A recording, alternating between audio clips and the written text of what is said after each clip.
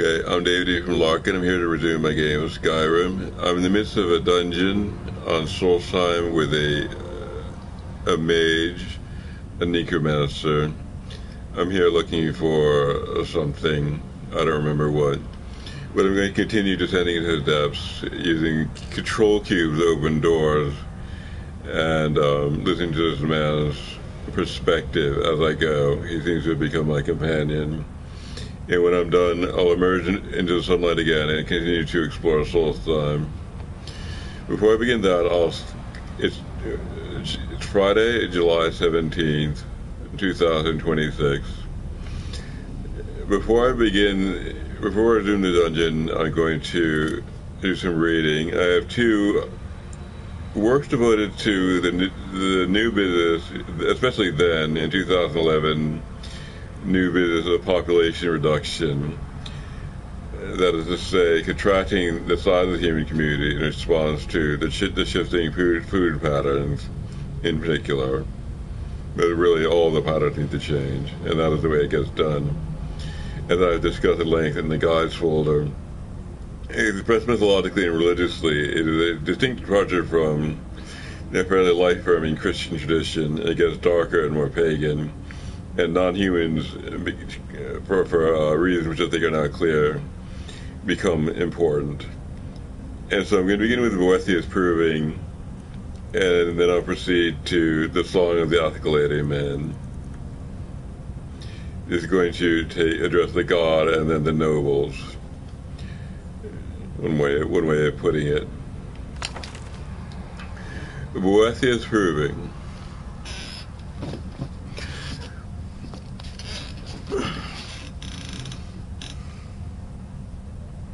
The following account is true. May it serve as a warning to those with ears to hear and hearts to know. On a certain day, at a certain time, the faithful gathered to perform certain rituals, hoping to get a glimpse of their master. The day was correct, the summoning true. Slashing a smoking terror through the veil, she, her very self, appeared before them, terrible and resplendent.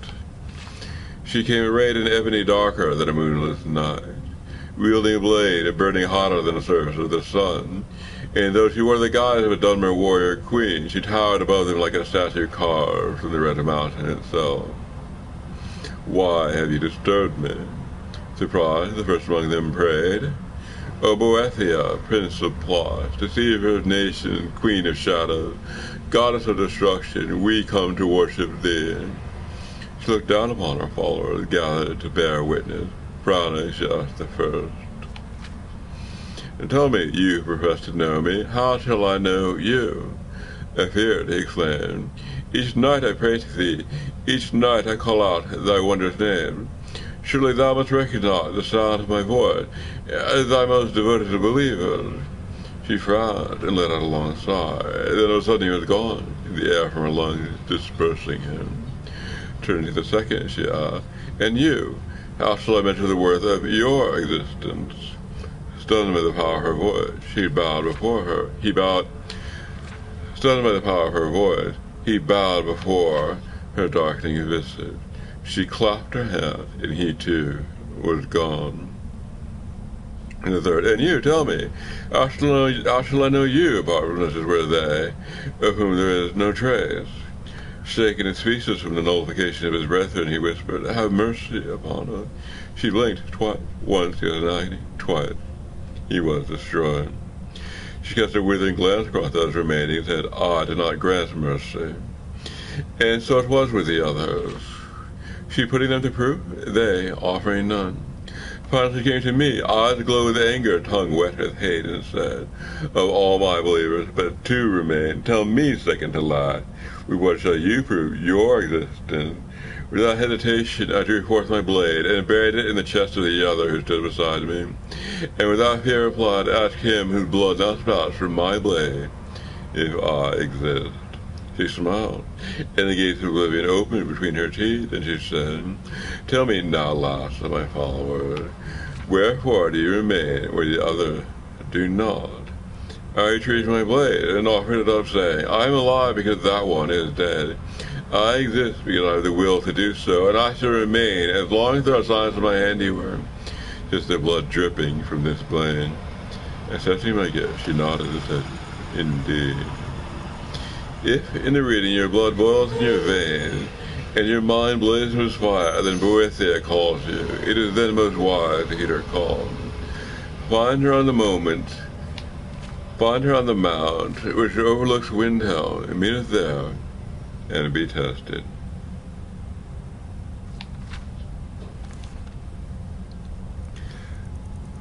Now the next book is going to be the Song of the Askeldamen. Song of the Askeldamen, Norse traditional. Translation, 3rd era, 213. Athenian monks at Old Anthel. 50 nights from home I lost awoke, upon a sky-hung cliff in Shalmar hold, though my flesh had died and gone to ground. My vision went on from body unbound, waking there in the vale whence I came.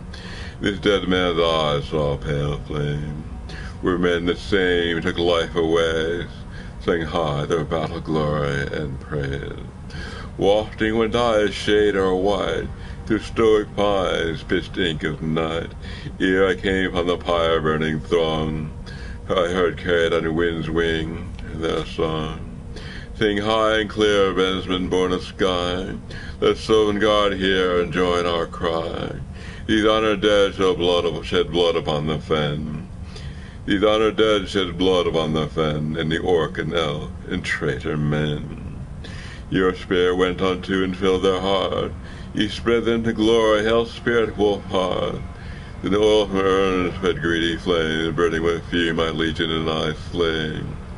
Wordlessly they chanted then until dawn. Every flake of heart gathered ear as they marched on. Crept along unseen, so too went I, meekly haunting these children of the sky. Tireless as they went over hearth and hill, exhaustion seemed only to spur them still, and flagging they went a whirl of rage, then finding our camp bloated with prey. My dead heart ached, for I knew men within, doomed, never knowing how close was their end. Again the Nord chest swelled up and refrained. I screamed unheard, I wept with horror plain. Hear us, our ancestor, asked King Usmir, honor this war band as we to glory repair. Those dead to whom you spoke and heard, we bear them upon us, your valor conferred. And so it was, the man each was smeared with ash for a brother's bone, blood and beer. These ashen brutes, the Askeldamen men, that to a gruesome task, each bowstring bent. I bellowed then a cry of desperate rage, a futile howl among those men in empty page. Yet one elder turned and unblinking stared into the vaporous soul of me, his nostrils fled. He bellowed ancient words, his beard aflame, and my vision fell away.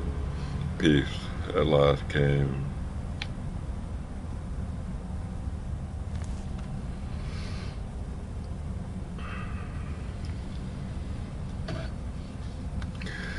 Alright, and so that concludes our reading. We're going to resume our dungeon descent.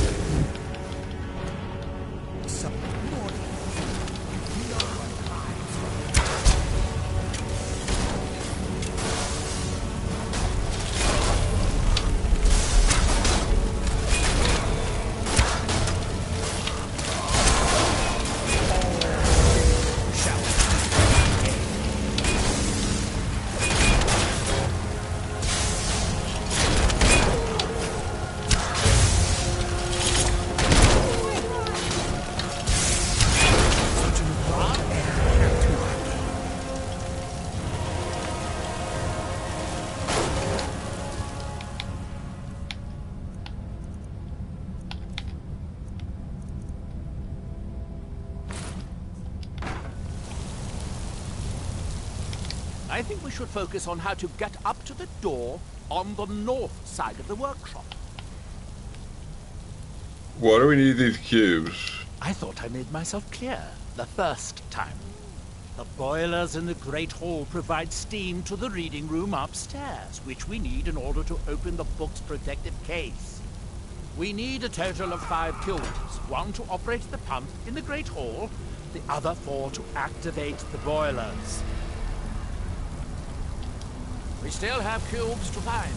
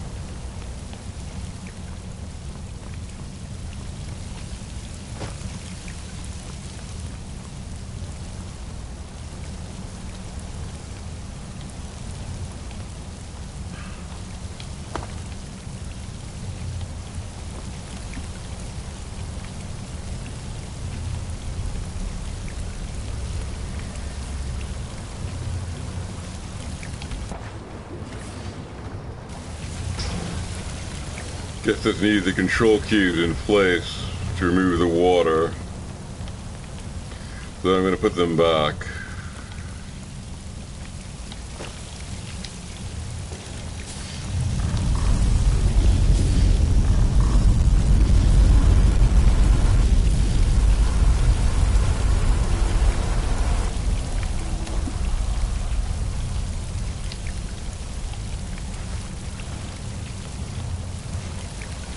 Doesn't seem to work.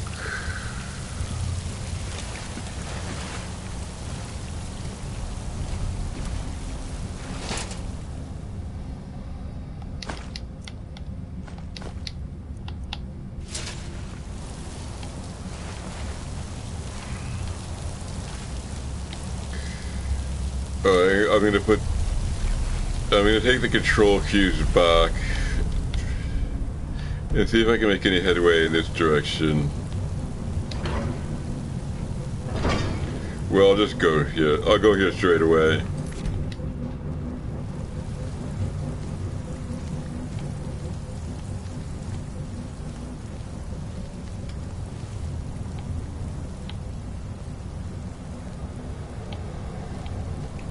That doesn't seem to help.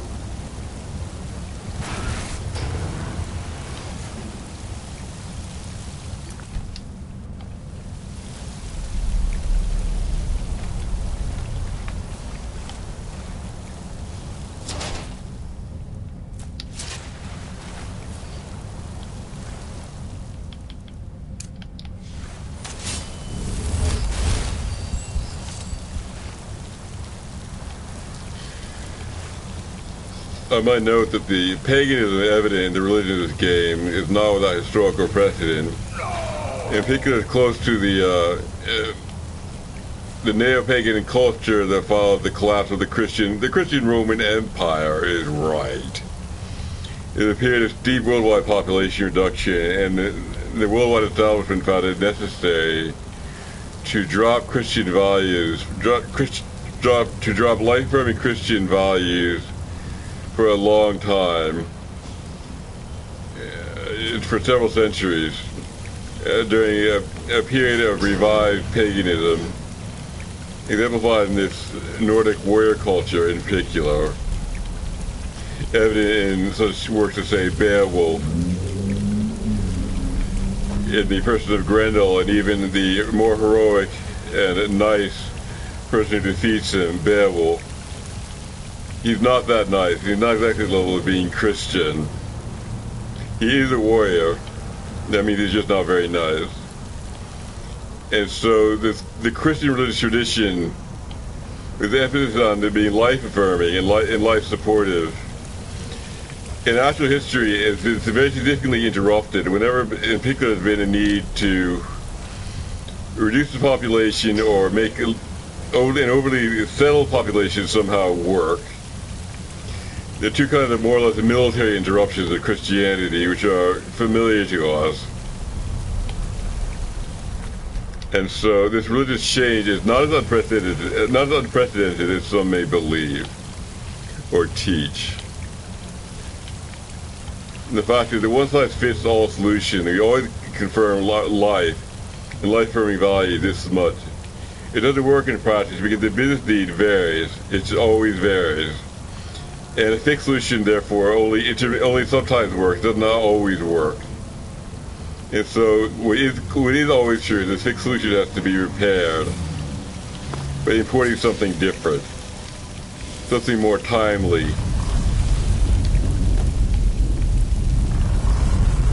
There's never been an example of anything else happening.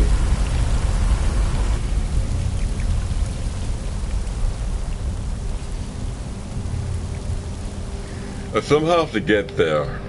I just don't know how.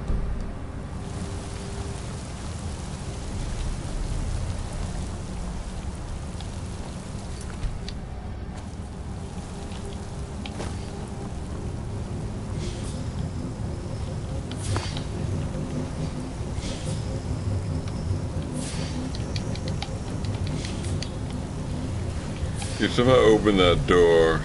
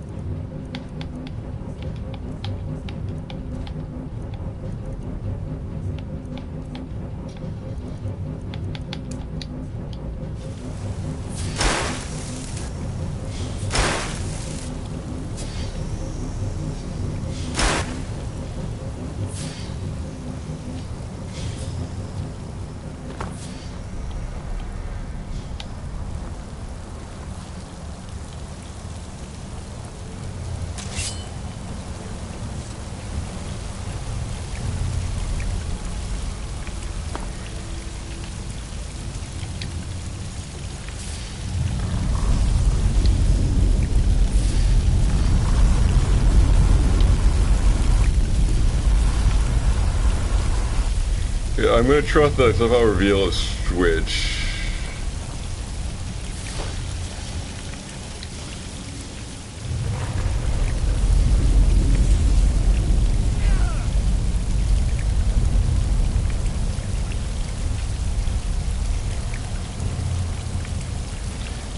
Okay, with one cube in my possession and one cube installed, I can reveal this one. Maybe put a cube on it and fix my problem.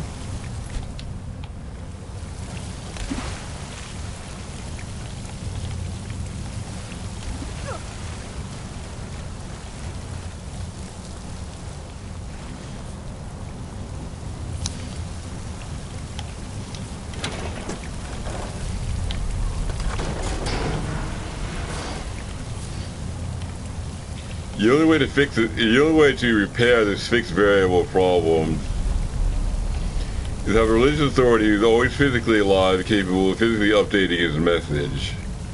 Otherwise, it's going to run into this. Whatever your solution is, it's something like a book or a fixed tradition equivalent to a book, and it can't always be right because the requirement's stripped. It just can't possibly always be right. So for the religion to be always right, it has to be updatable by the maximum authority, and this person has to be physically immortal. There's no other way.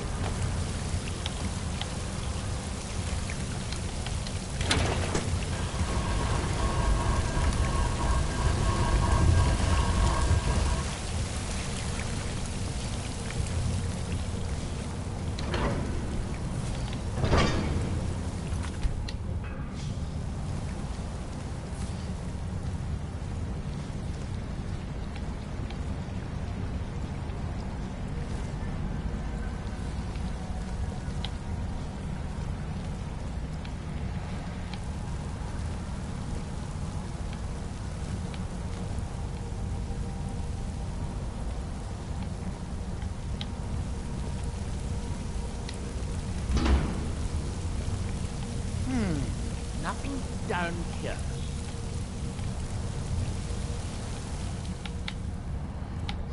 Somewhat difficult lock-picking problem, so I'm going to don my attire. My lock-picking attire.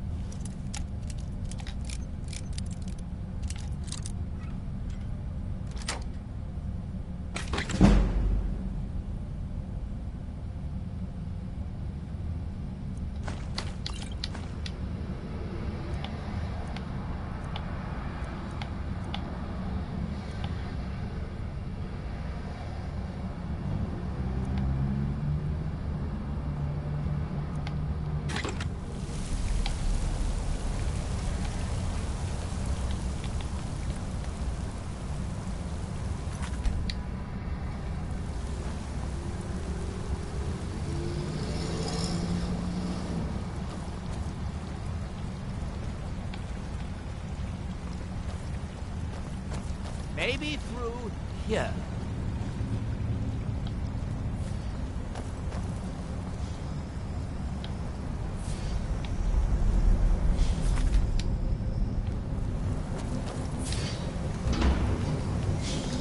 Now we find another cube.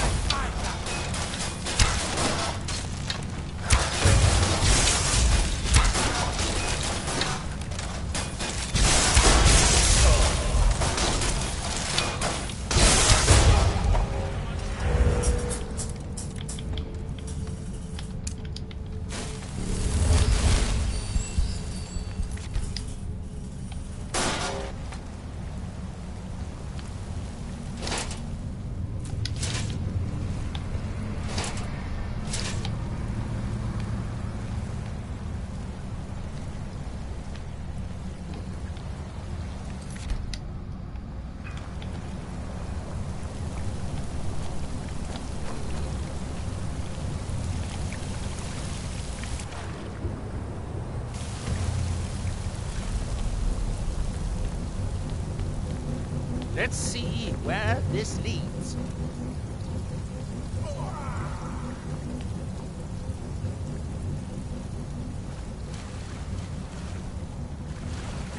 There's a passage up there. We could reach it if the water level was higher. Oh, I understand what that means. I'm going to grab a cube and raise the water level.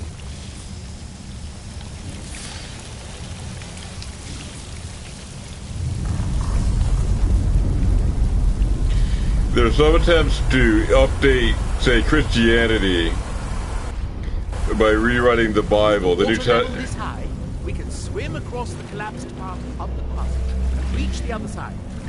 By rewriting the Western section, as I've called it, to reflect modern condition. The problem is the extent to which they do this, the extent to which this book is not accepted, because the rewriters generally do not have sufficient authority, not like the founder.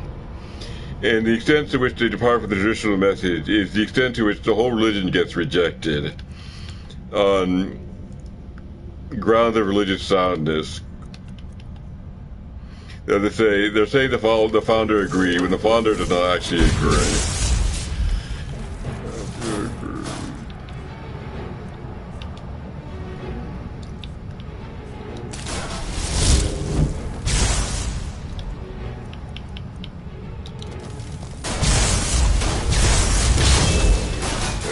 So you might come up with more timely advice, but the extent to which it's more timely is the extent to which it is also more controversial and less likely to be regarded by anybody.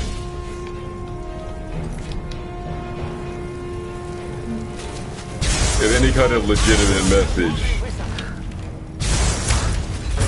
properly agreed to by anybody, either the founder or the new people, because of the compromise, they're both going to dislike it, and it might not get any support from anybody at all.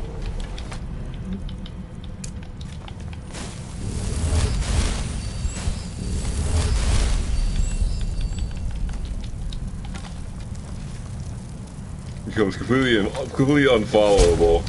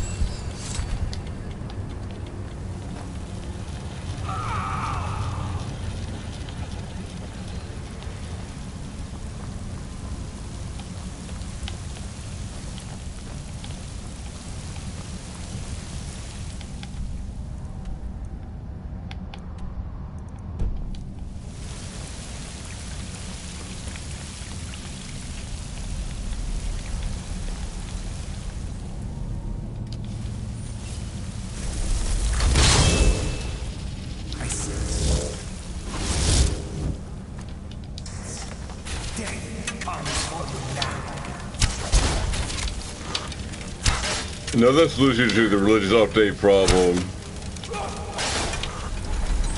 is to make the update optional.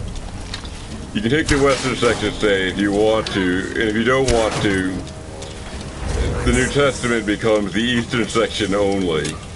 You just ignore the Western section. If it doesn't suit your needs, you just kind of ignore it.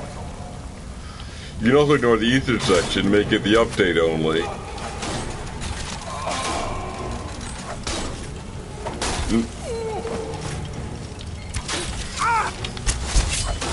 So you can say the Bible is really the Acts and the Epistles and the Book of Revelation, and you disregard the Gospels. You say it's only the Gospels, and you disregard the others, the later books.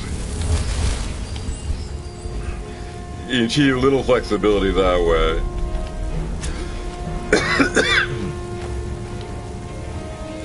Again, the price of this is controversy. Your version of this religion is now different from other people's version, and you just don't have any agreement.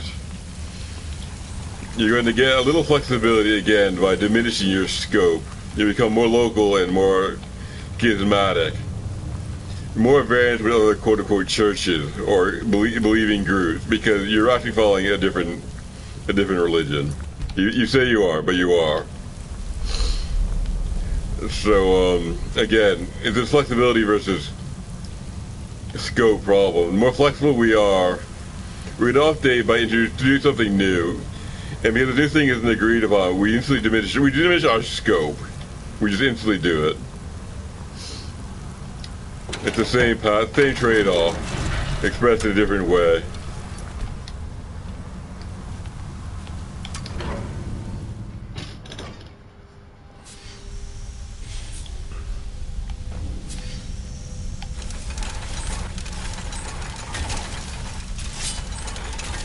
There's an argument that the quote-unquote original church somehow only used the Eastern section, and then you're going back to them and doing the same. I don't think that's true.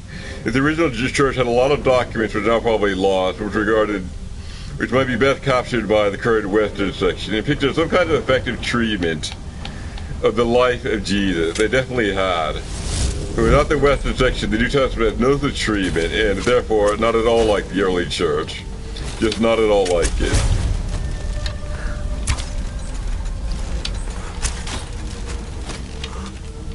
They definitely had something filling this void. They had to have it. But it's not a religion without this. Not Christianity, but some kind of close-up view of the life of Jesus, including, say, the crucifixion, the resurrection, the birth, all these milestones. They need to be somehow treated in depth. Or it's not Christianity as we know it. It's something different. So something like the Western section is indeed crucial for this familiar object we call Christianity. It just has to be there. And if you omit it, it's not Christian anymore in some important sense. Because you don't have to have significant ideas about Jesus himself. It's not Christian. And you're going to disagree with Christians as a consequence. It's just going to happen.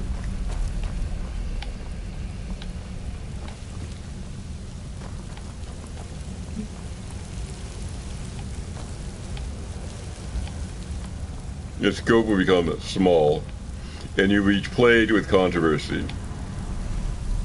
Not only when dealing with outside groups, but insiders too are just going to find this to be annoying.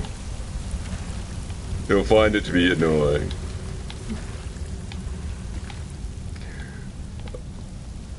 Alright.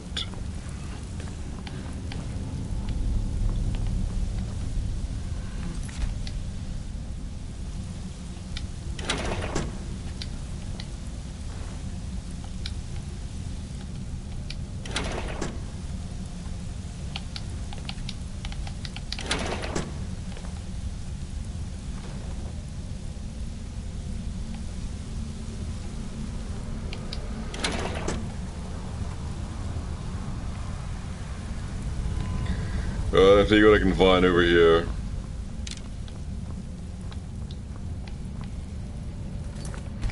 And if you make it the Western section only and become completely up-to-date and fashionable, again, you have this trouble connecting with tradition. You're going to be overly modern. And you have a controversy problem as a consequence. be too much like Jesus and blue jeans, some fashion icon from the 70s, and too little historical connection. It's going to annoy people.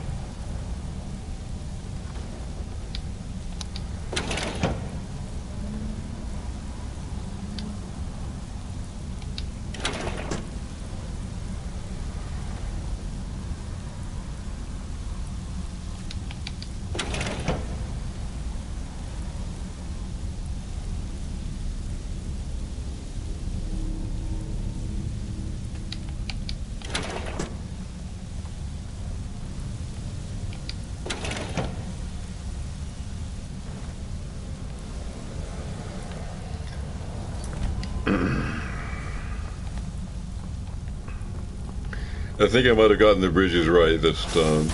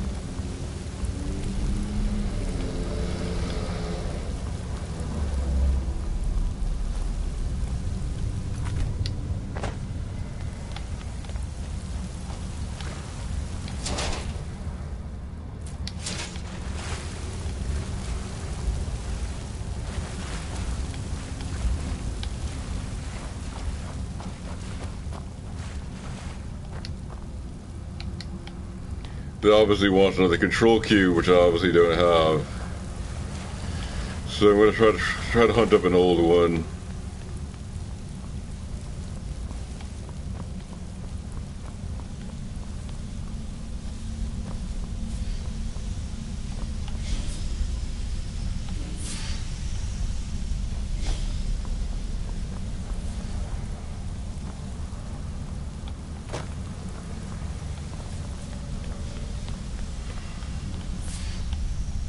We need to find enough control cubes to keep the pumps running and to turn on all 4 boilers.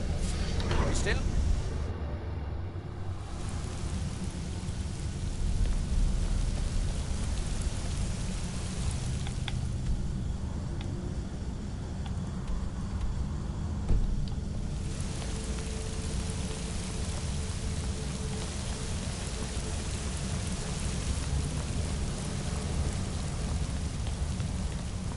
I'm going to try to grab at least one of these guys.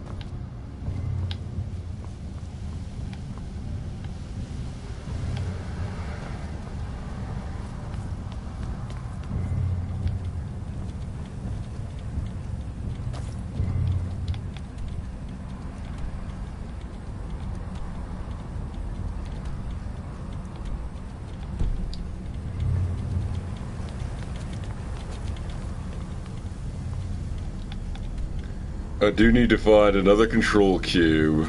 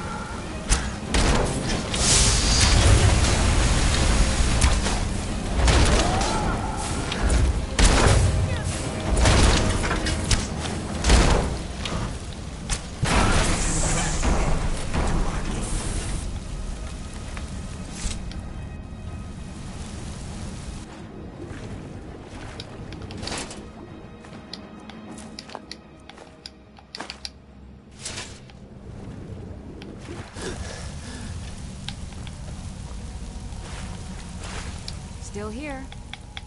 How can I serve you, my Thane?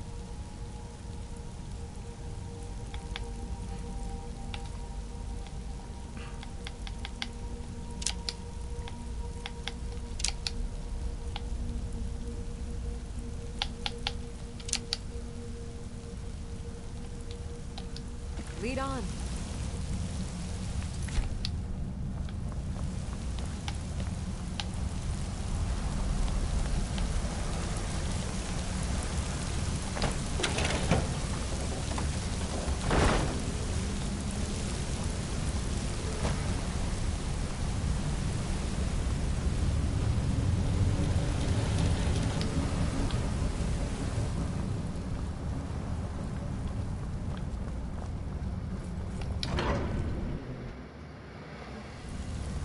You'll need to lower the water level before we can proceed any further.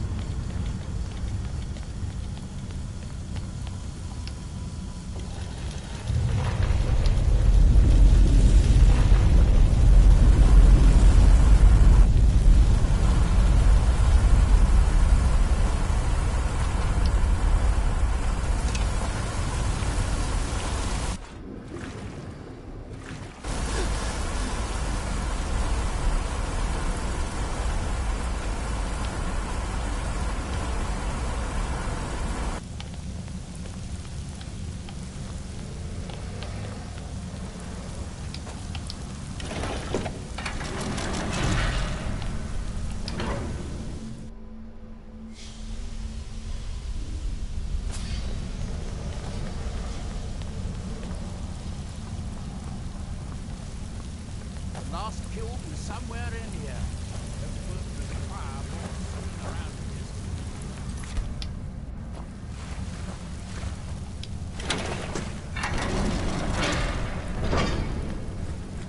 I'd guess that must be the pump activator up there. But how to reach it? That's it. Don't touch anything else. Quickly now.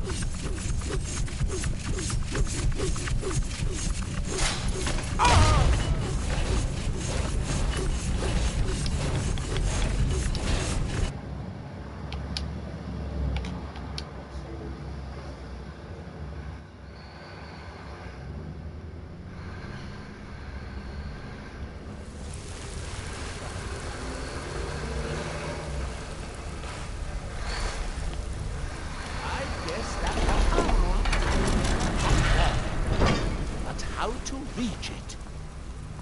That's it. Don't touch anything else. Quickly now.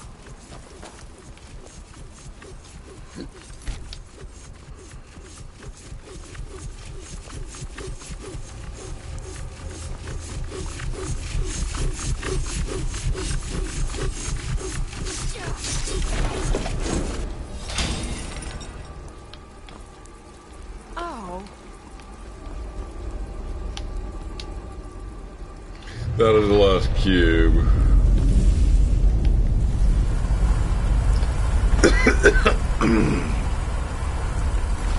I think I can now finish this somehow.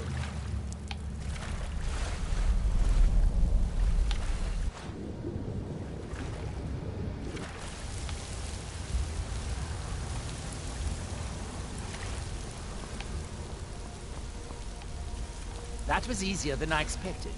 I'm glad you were here to do all the hard work. Now we can finally see about getting those boilers started.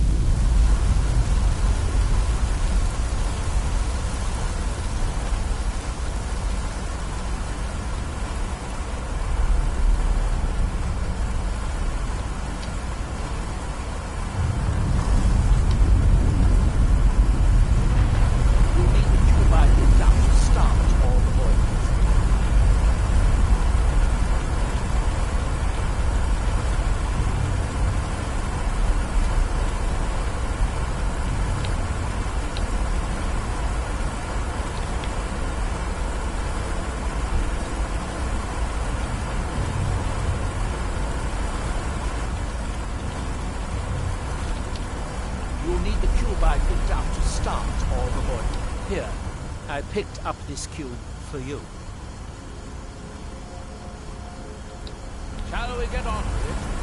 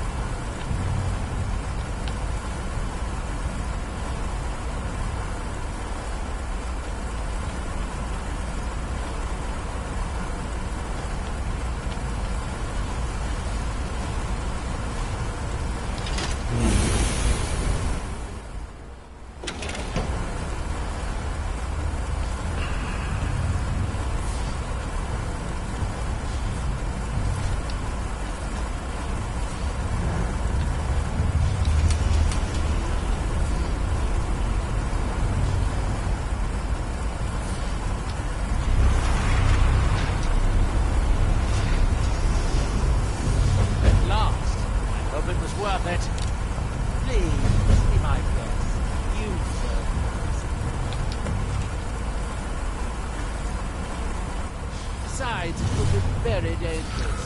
These books are meant to be dry.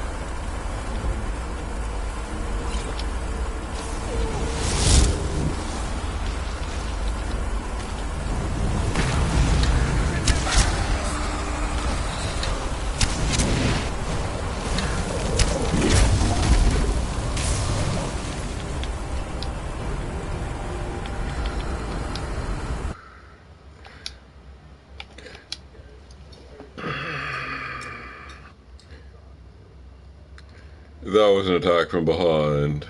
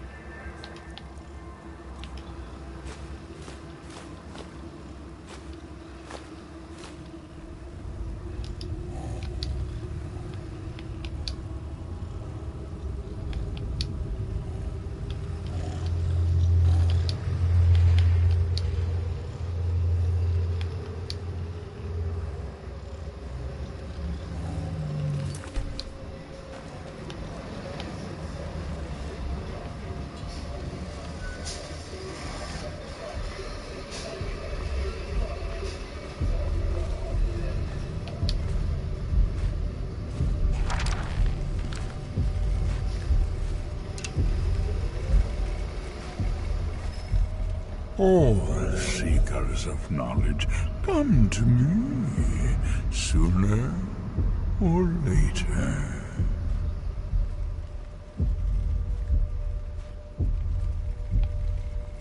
Who are you? I am Hermes Mora, the gardener of men, knower of the unknown, master of fates. You stand in my realm, mortal. What do you want of me? You have entered my realm. You have sought out the forbidden knowledge that only one other has obtained. You are dragonborn, like Mirak before you, a seeker of knowledge and power.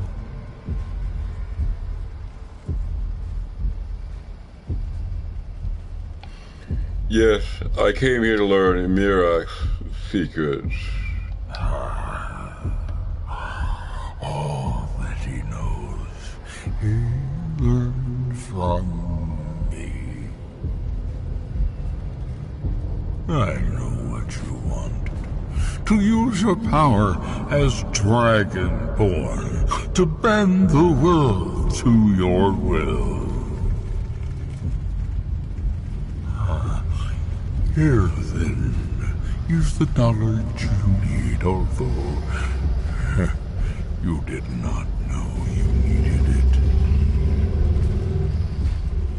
The second word of power. Use it to bend the wills of mortals to your purpose. But this is not enough. Mirak knows the final word of power. Without that, you cannot hope to surpass him. Mirak served me well, and he was rewarded. I can grant you the same power as he wields, but all knowledge has its price.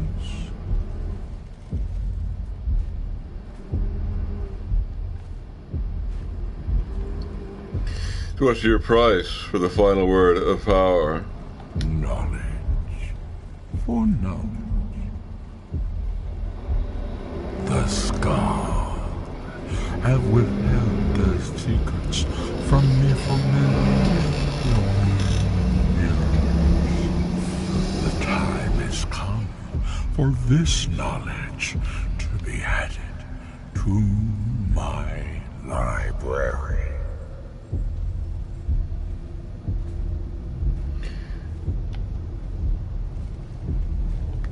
I will talk to Scowl and bring you their secrets. I know you will. And then I will give you the knowledge that you seek. Send the Skull Shaman to me. He holds the secrets that will be mine.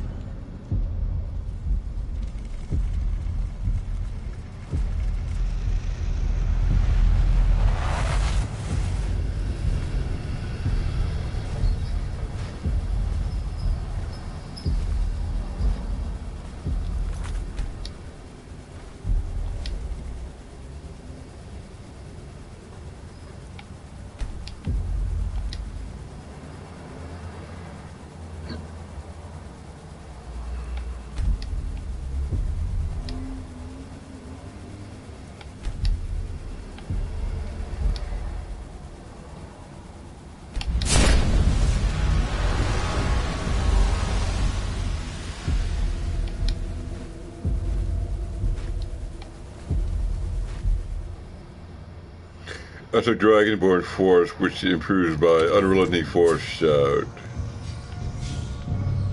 What happened? What did you see? Different people have very different experiences when reading these books. I learned the second word of the Bend Will shout. No wonder that Dwemer was so interested in that book. It was indeed one that Mirak used to advance his power as Dragonborn. But I assume there's some bad news. It would be unlike Hermaeus Mora to allow anyone to gain such knowledge without exacting a price. You want the Seekers of the Skull in exchange for teaching me the third word. What secrets could they have worth keeping from old Mora? Sounds like a bargain to me. Hermaeus Mora learned some fascinating new ways to skin a hawker, and you become the second most powerful Dragonborn that ever lived.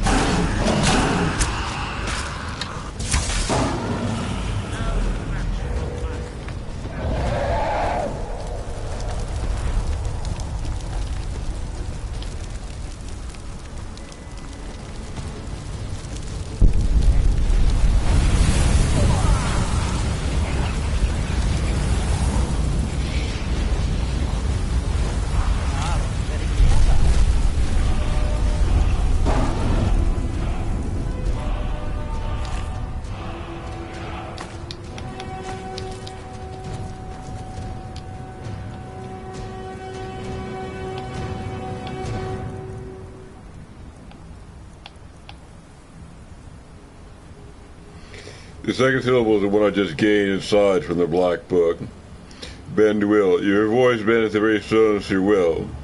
As it gains power, animals, people, and even dragons must do your bidding. And now the second syllable, mind.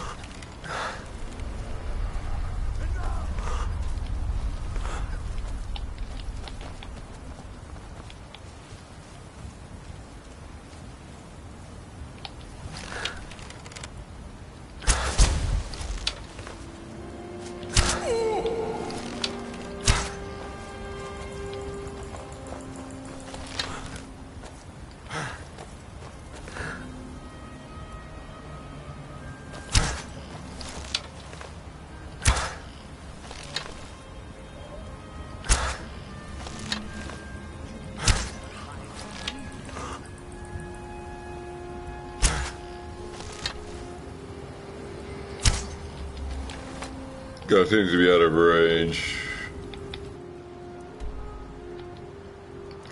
Guy seems to have cleared this.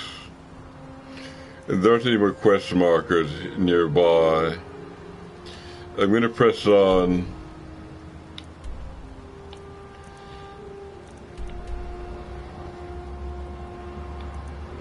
I very much need to rest, which requires an inn. The only one I know of is here.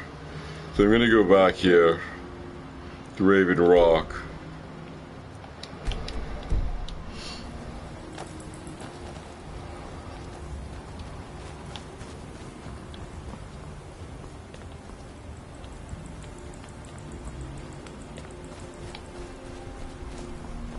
Actually, maybe I can rest here.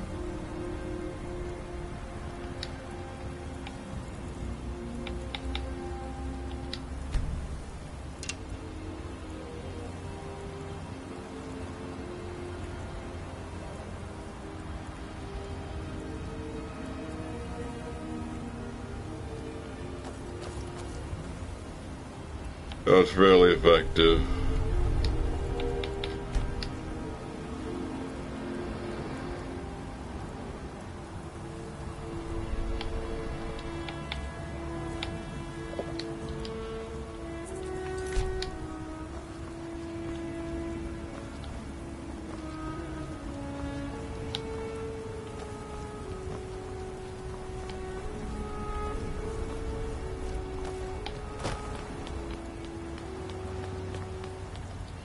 Alright, I've had enough rest, so I'm ready to move on straight to the Beast Stone.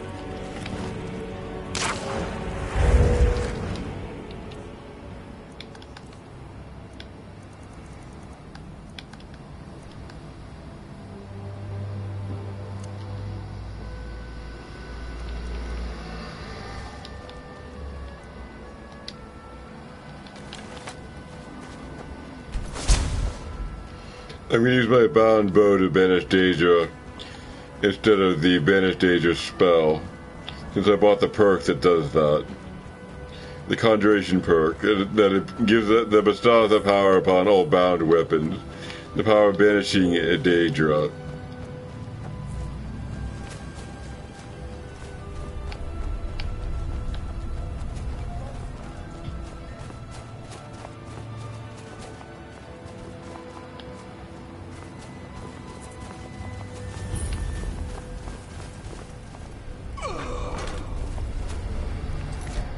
I don't know whether these guys are hostile.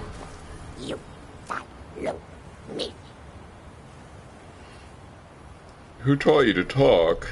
You follow me.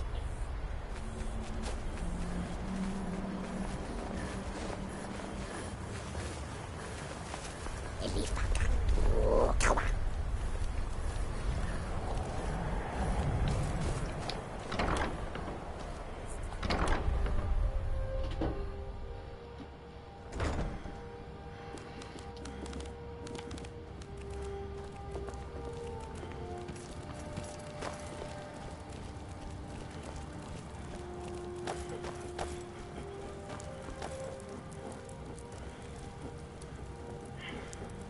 You strong help Larkin. Who are you? You strong help Larkin.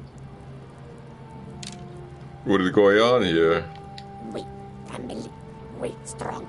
You stronger. They say you want my help. Ilgamak, run. Rise beast, run. Will Larkin chase away. Ilgamak, fear. You bring him, follow you. Yes. Bilgebuck is an animal of some kind, and you want it back. Ilgamak, rise beast. You find he follow. Ilgamak, love meat. Give meat. He follow. You go.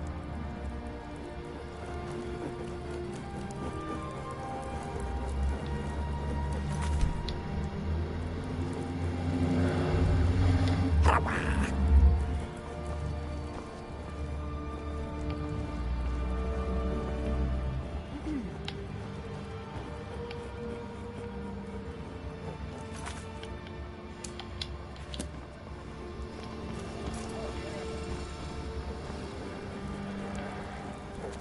Wafatu.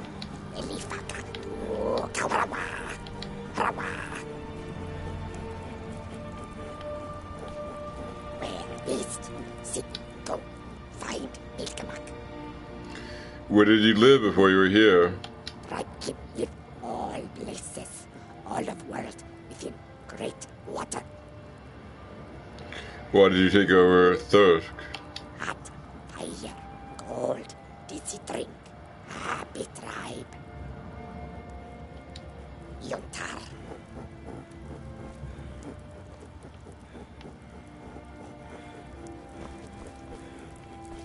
Wafatu, Elifaka, Kawa.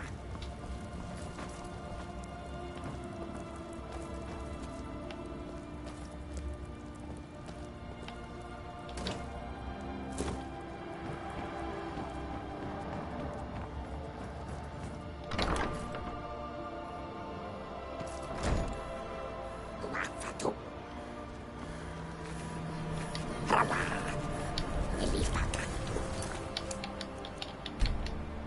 Kawa.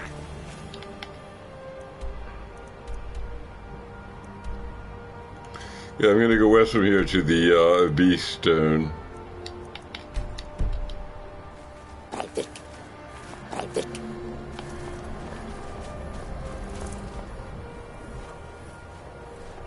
These are supposedly identified up here at the peak.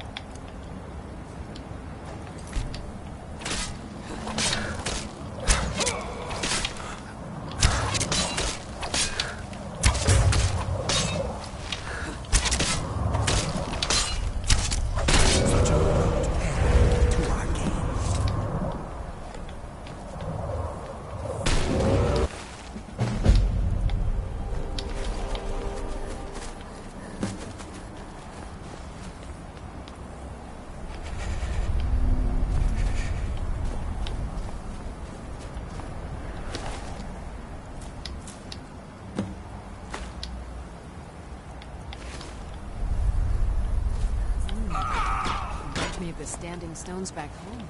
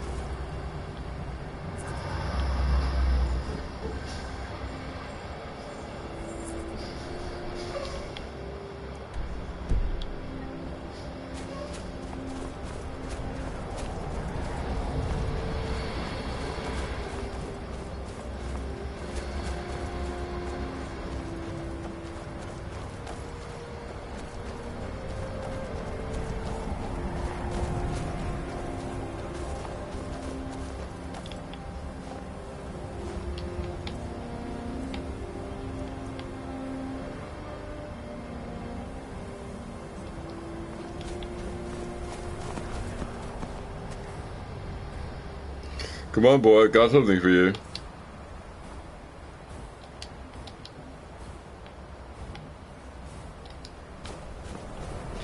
Seems I don't have any meat. I'm gonna go to this hall, try to find some.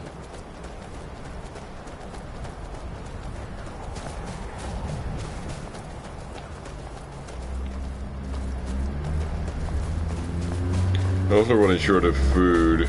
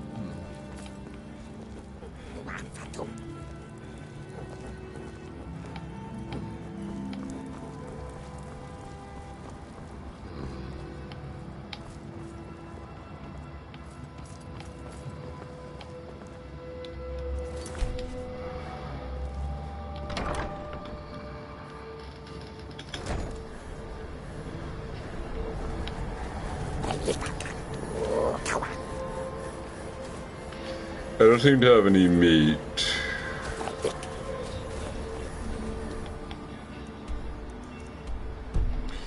So I'm gonna go to this village. Maybe something will turn up.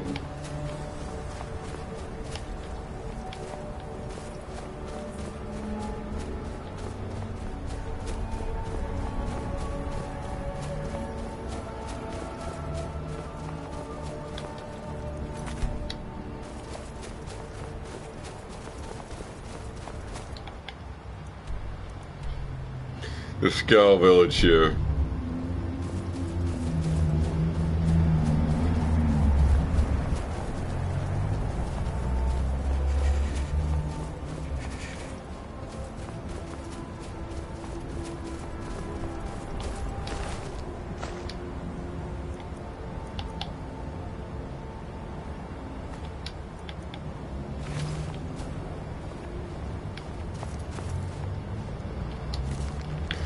Guild journal. Tyra tells Guild to wait, so we wait. But then he meet nice men from village who show him magic ice. He calls it Skyrim. Guild likes Skyrim. He like way it look. He like way it sound. Age is silent, just like Skill, because Skill have no tongue. But Guild axe is loud. It make good crunch noise in ice.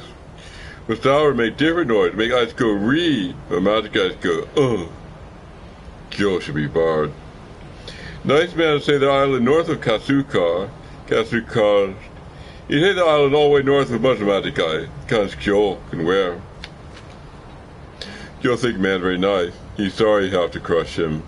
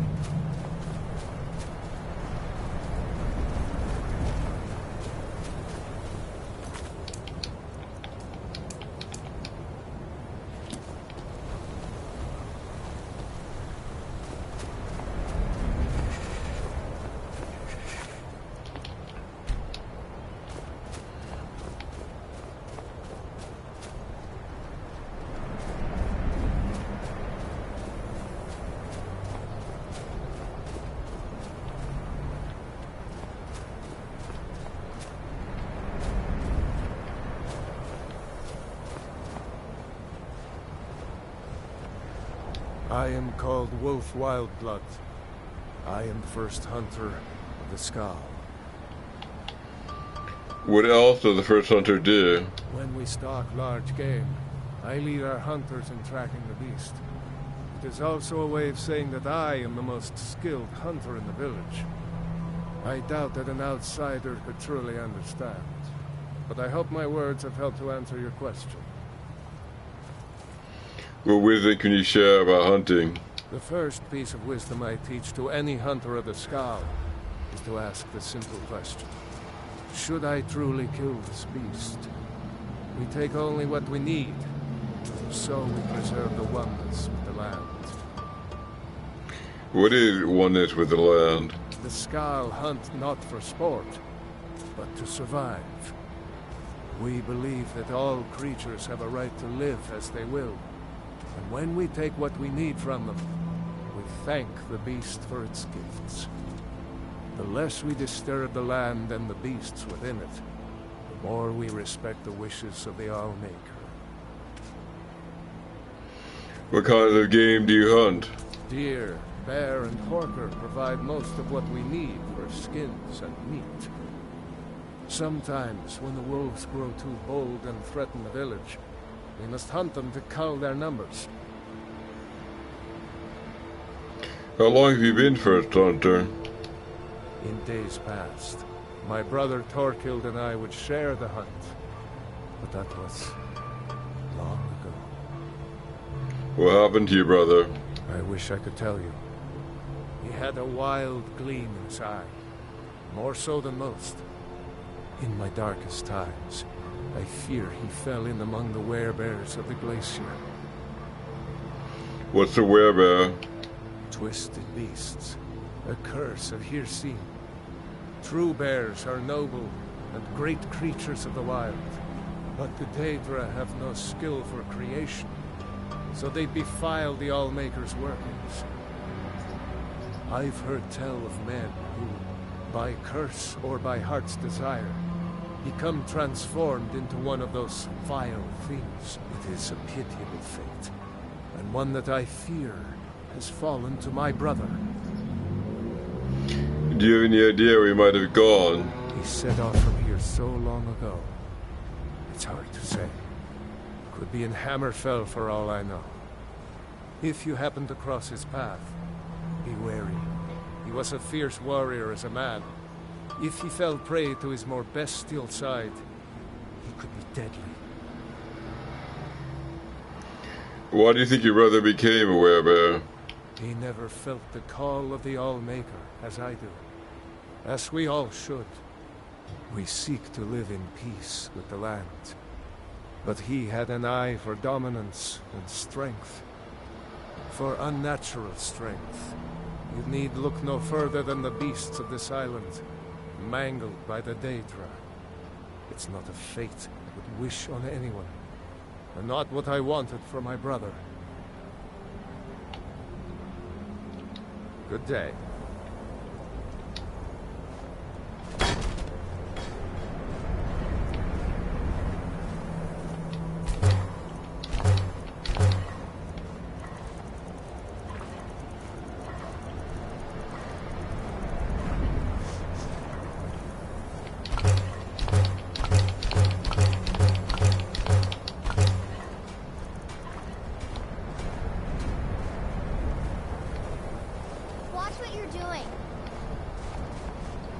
To me here, we'll have to steal it. Lord, you must be calm. I welcome you, friend of the Scars. Something isn't Have you right. put those thieving bandits to the sword? Smell it in the air. Did I ever hear that someone is missing? Oh, I doubt it. Dior has always been quick to worry. Go and speak to him if you like, but do not be surprised if you end up in a wild fox chase. It would not be the first time.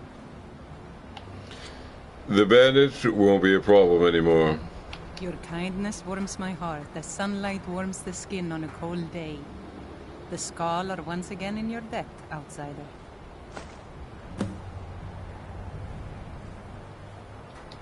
Don't worry yourself over nothing, Dior. Do you want a head full of grey hairs before you've seen 40 winters? It makes my heart heavy and leave me. Baldur could be in danger. He'll do nothing.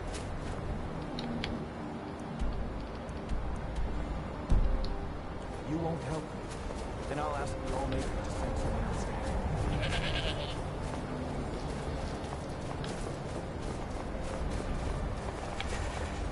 The dragons of old have returned. By the Allmaker, I hope you will leave our village alone.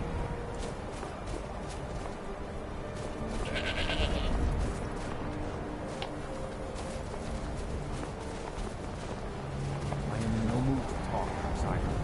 One of the Skull have gone missing. Miss Dorn is here. So the dragons have returned. Well, the Skull have survived worse. I spoke to Hermias Mora. He asked for the secrets of the skull. Hermes Mora. Old Herma Mora himself. So he is the source of Mirak's power. Of course. We have many tales of Hermamora trying to trick us into giving up our secrets to him. And now he comes again for what we have long kept from him. What are the secrets of the skull? Ancient lore, handed down from shaman to shaman since the All-Maker first gave Solstheim to the skull. How to talk to the wind, how to listen to the earth. These are our secrets. Nothing of power or mastery. Why would Hermamora want your secrets? We know him as Hermamora, the demon of knowledge. It is in his nature to hoard secrets to himself. Their value to him is of no consequence. The very fact that the Skull have kept knowledge from him has merely increased his desire to have it. He said, "It's the only way he'll teach me the final word of Mirak's shout." So it falls to me to be the one to give up the secrets to our ancient enemy. I do not know if I have the strength to face him. The Tree Stone is still corrupted. The land is still out of balance. But with the other 5 restored, it may be enough. It will have to be. You mean you'll give him what he wants? Yes. The Skull also tell of the day when we must finally give up our secrets. When Hermamora finally wins. As shaman, it is my duty to guard these secrets, but also to decide when it is necessary to give them up. I believe that time is now. If I am wrong, may my ancestors forgive me. Give me the book. I will read it and speak to old Hermamora myself. I will make sure he lives up to his part of the bargain. I hope you know what you're doing. That is my hope as well. I am trusting that you will make this sacrifice worthwhile. Father, you must not do this. That book is wrong, evil, against everything you have taught me my whole life. I must, Freya. It is the only way to free Solstheim forever from Mirak's shadow. There comes a time when everything must change. Nothing that lives remains the same forever. Do not fear for me, my daughter. This is the destiny that the All-Maker has laid out for me. I stand beside you, Father, as always. I am ready for whatever the foul master of this book has in store for me.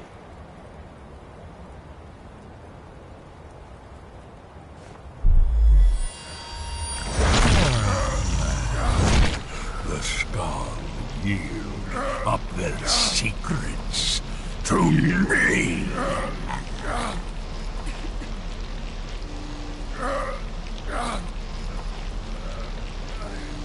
Father! No, stop!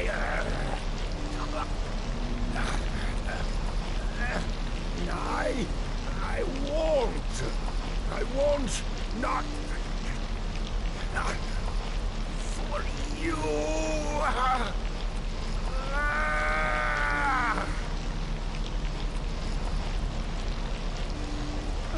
Do something! Dragon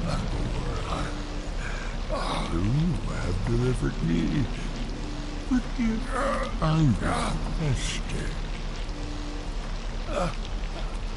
In return, I keep my promise as befits a Prince of Oblivion. I give you the word of power that you need to challenge Mirak. You will be either a worthy opponent or his successor, as the tides of fate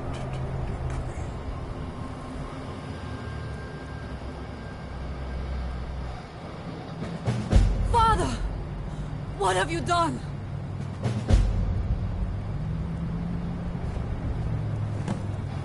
Go.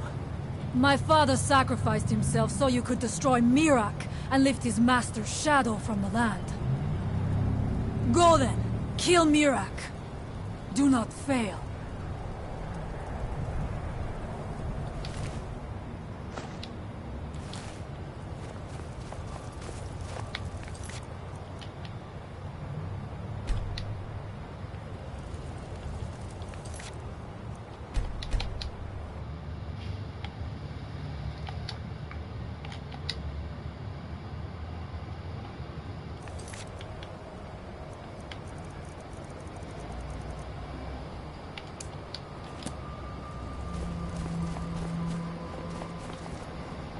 These are dark times. How will we get through them without Storm to guide us? Leave us now. Whatever that was, I trust you will make it pay for what it did to Storm. Leave us now. I guess I can't solve this quest. Goodbye, old friend. We will miss you, but do not worry. Freya will guide us well, thanks to you.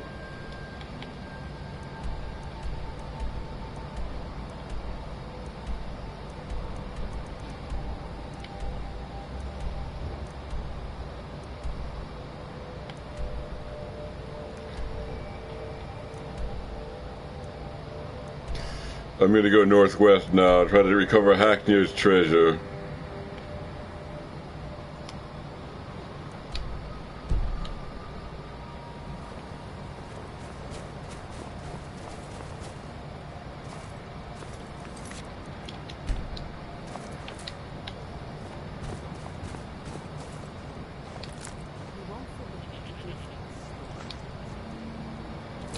Actually, it's letting me take meat now.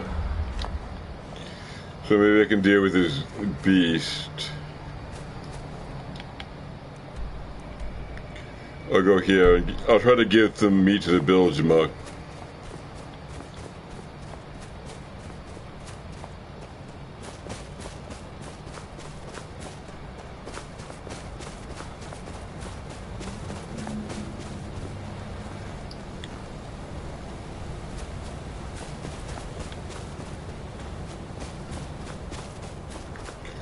But before I do, I'm going to take a 5-minute break. I'll come back at 11:18.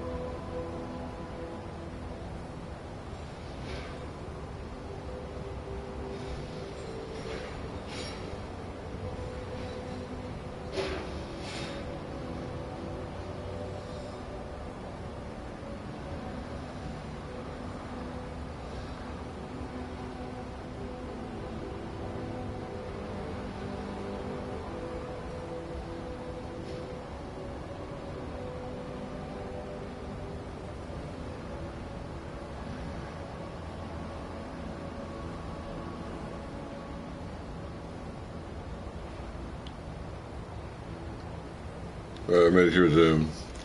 I'm going to try to lure this beast back to the village, which wants him.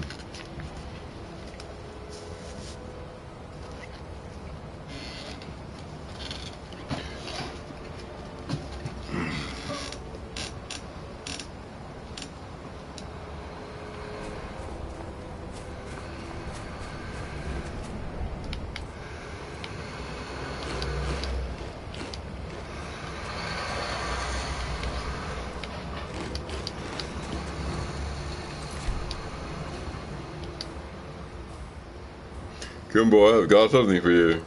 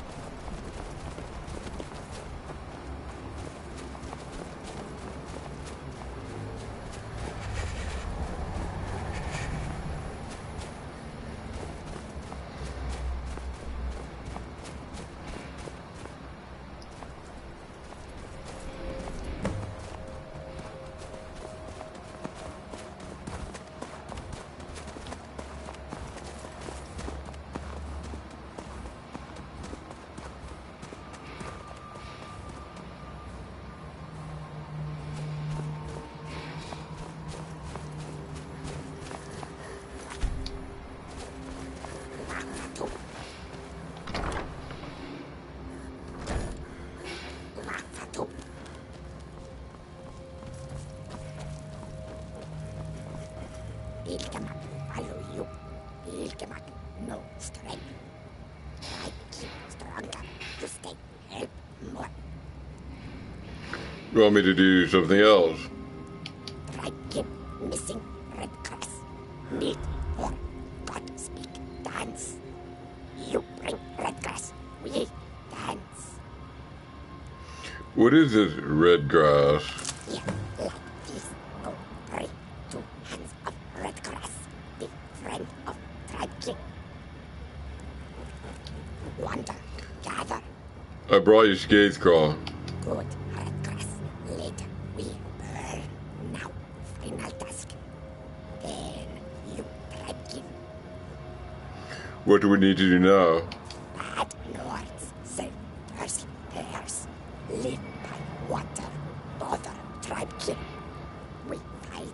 You strong. You help. No more bad lords. You want me to kill people? Bad people. They come fight us. We fight back now. Let's go. We fight. Oh, Jack.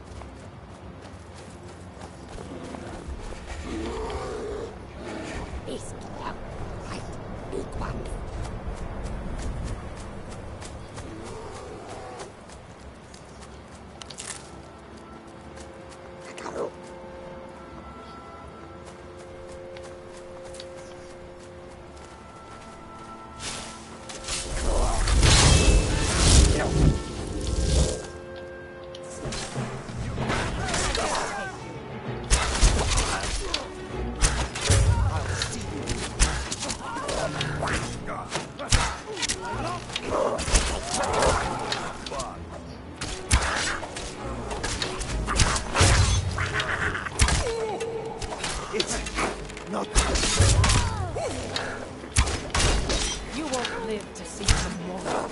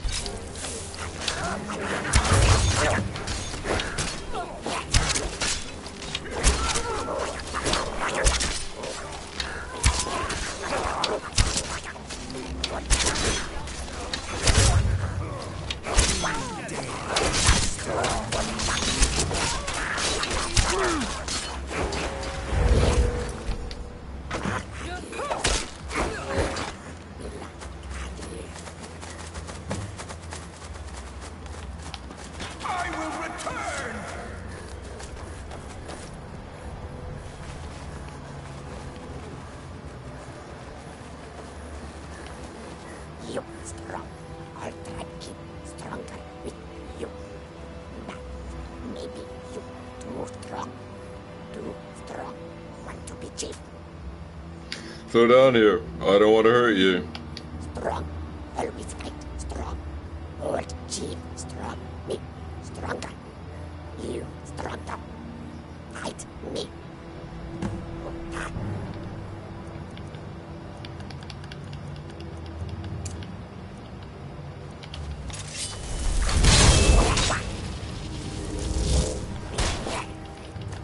No.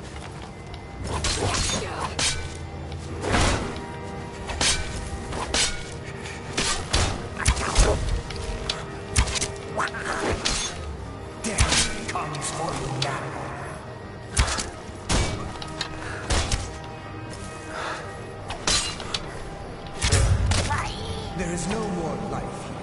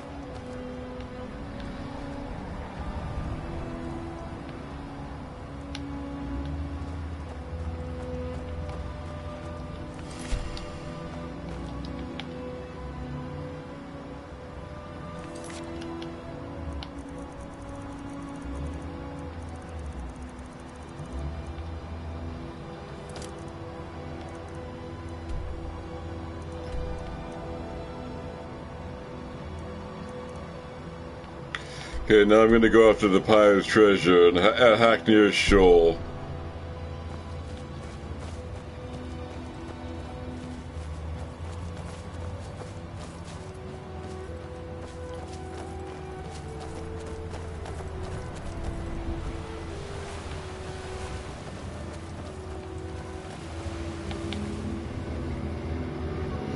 We're going to check out this island here. I haven't bathed unless we swim underwater. It's this one that I'm currently wearing. I'm just going to go and see.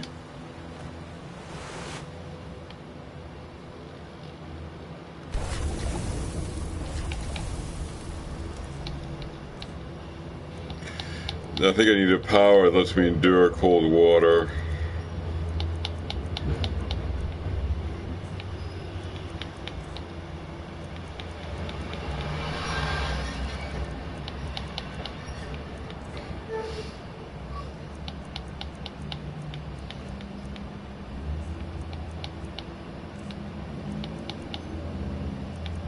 This one. No, that's not it.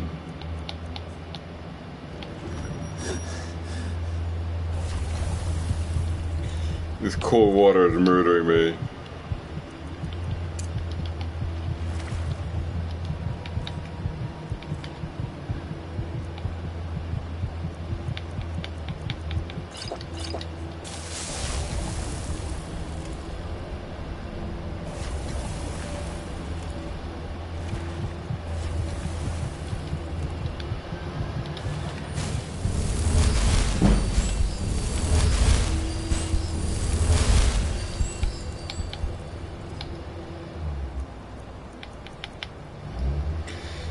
Orion's aquatic escape. Caster is invisible for 15 seconds.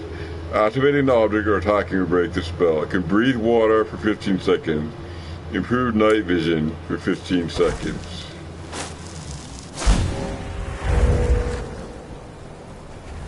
However, it said nothing about cold water.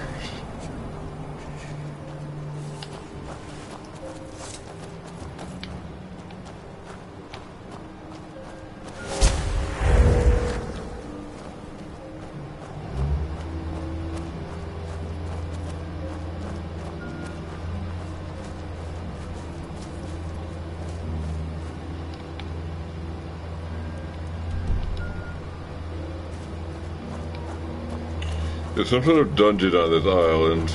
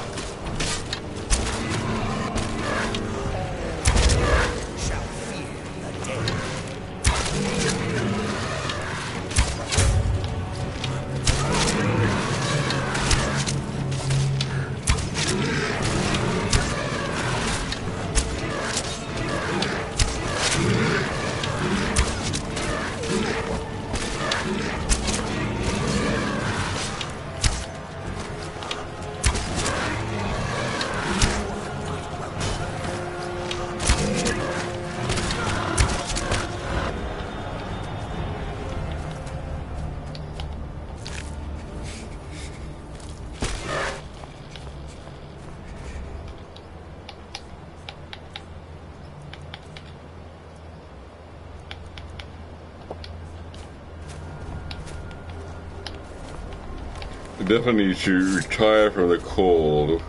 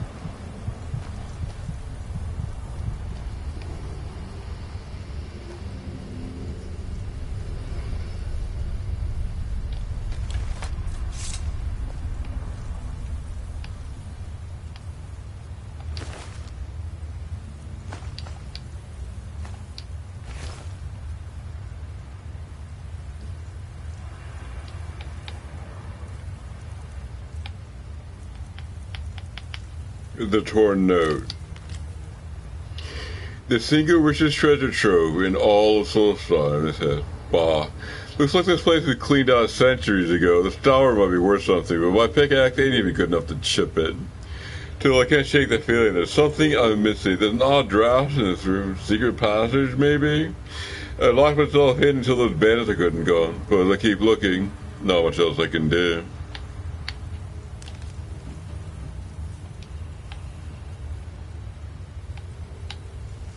I do have an ancient Nord pickaxe, which would be enough for the storm if I find any.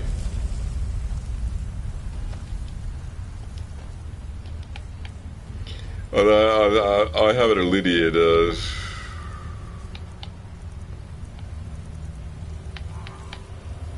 Here, this thing.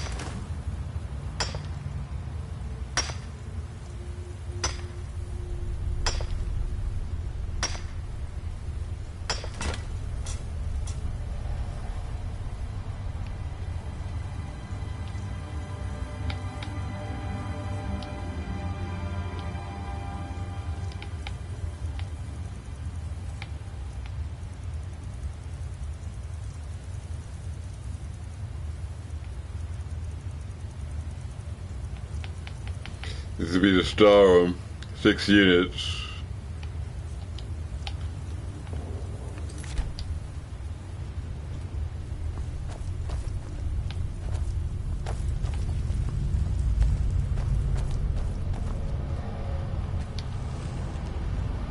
With a key, which I do not have.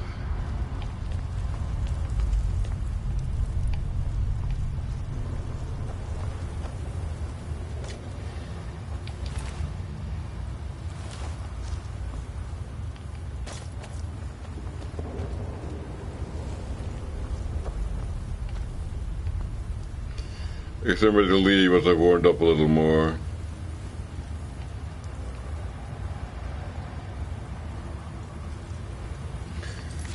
I'll just look outside. Maybe the key's right out there. Is that one of the old ruins?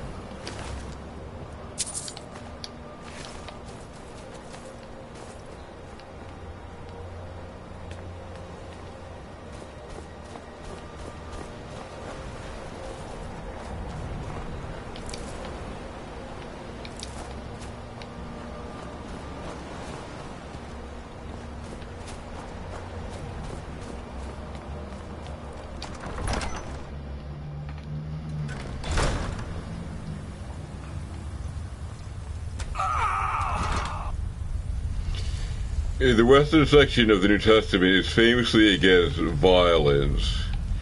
However, this can be a little deceptive. It actually only applies to violence in the 1970s and later. It does not apply to violence that happened earlier, in particular to the violence of the World Wars or the Civil Wars, or the Civil War, singular, in America. This is for all violence remains good. All the old violence, it remains good, even according to the Western section. So the new violence is bad. That was part of the deal. The old military credentials in particular could not be attacked by the Western section, only new military credentials. After to know this, we got in an argument with my mother over it. You'd probably, at the strength of the Western section, I tried to argue that the World War II was a mistake. The All War was a mistake, even Old War, and she did not agree. She thought World War II was a good war, and though she normally was against violence in support of the Western section, apparently did not apply to the old violence, only to the violence of the 70s and later, say the Vietnam War, and all wars after that. The Western section, Jesus' prohibition against violence applies to these new wars, but not to the old wars. Otherwise, the deal breaks. The old people leave and it's over. That's my understanding of the political situation.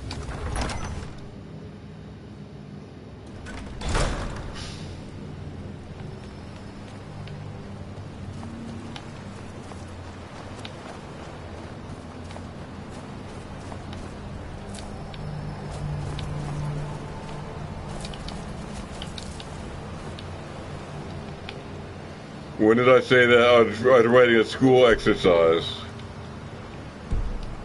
A paper talking about violence. I argued I didn't want war. Any war ever. Real war. Not a lot of fancy war. I meant real war. And probably taking now, according to my modern concept interpretation, that war is a business which is so predatory it can't be described in anything like accurate language. All we know about the debt is heavy, information is extremely limited, and casualties are high. As against all business of this nature, as I would now say. Me, it's a mess, and without information, without information in particular, we'll never fix it. So we should call this a failure state and just try to avoid it. In our plan, we try to avoid these wars. The intellectual black hole, in particular, makes it unfixable. That'll be my modern cast of this argument. But if there's violence without intellectual confusion, it does not fall under this argument. If we can somehow know what's going on, we might permit the violence. It would have to be expressed in real mechanics. In a reasonably non-predatory way. That is to say, it has to be expressible. And then help intervention will pay for the cost of transmitting the information. Now I'm going to go on here.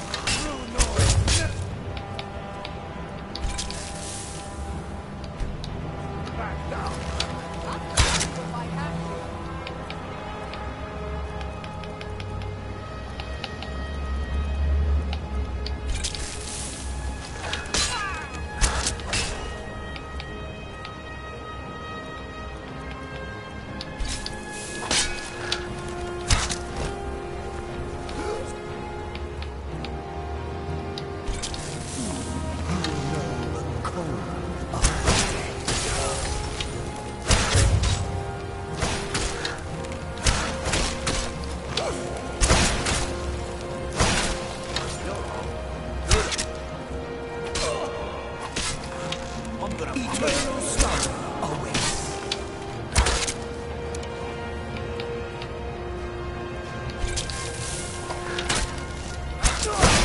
Who dares disturb my rest?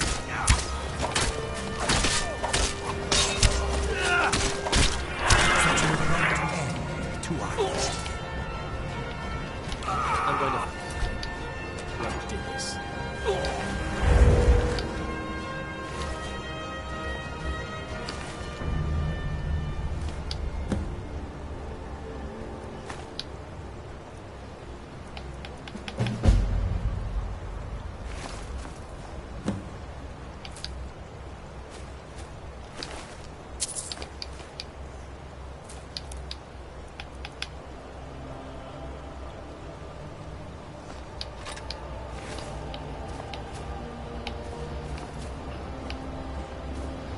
Still here. I am sworn to carry your burdens.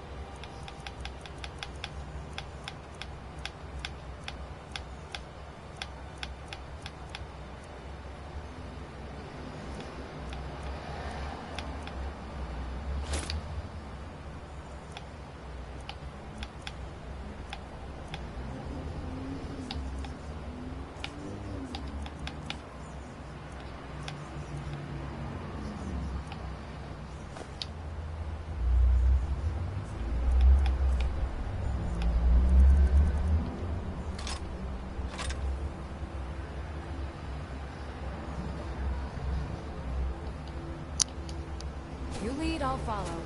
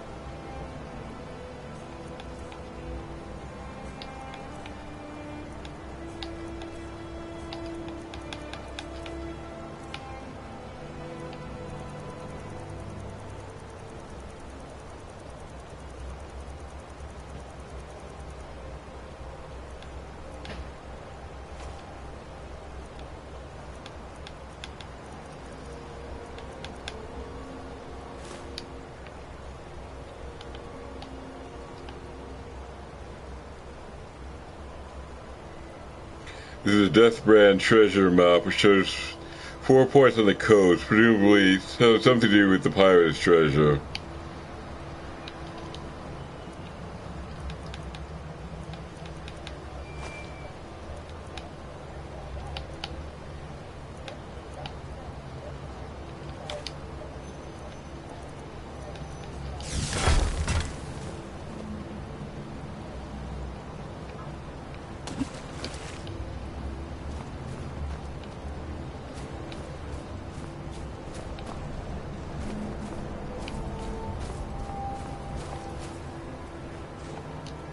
This ancient chest might be the first location marked next to where we are.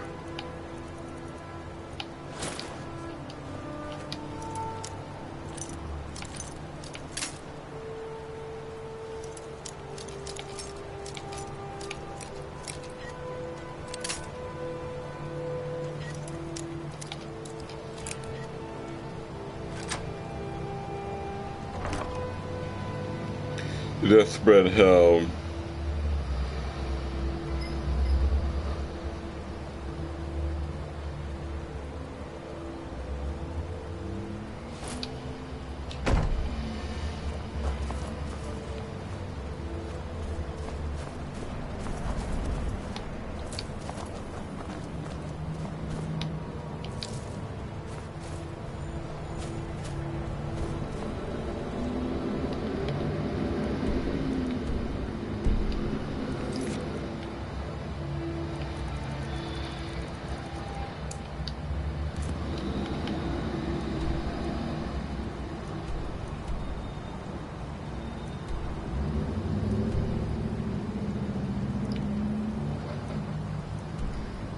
I can't seem to solve that one.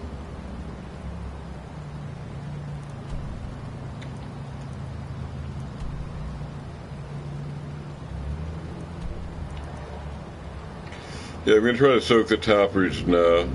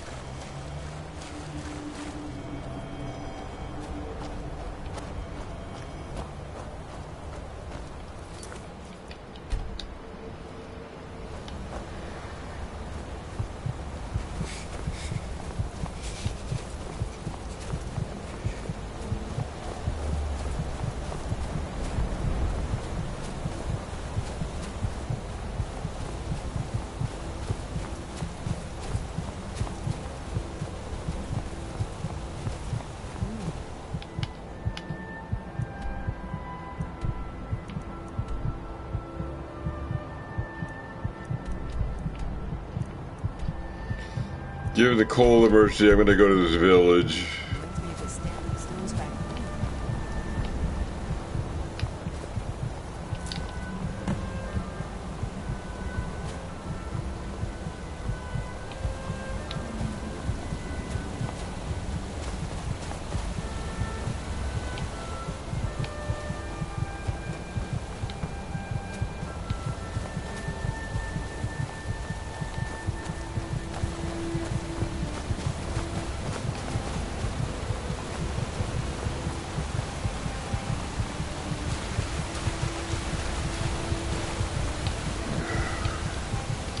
It's hopeless.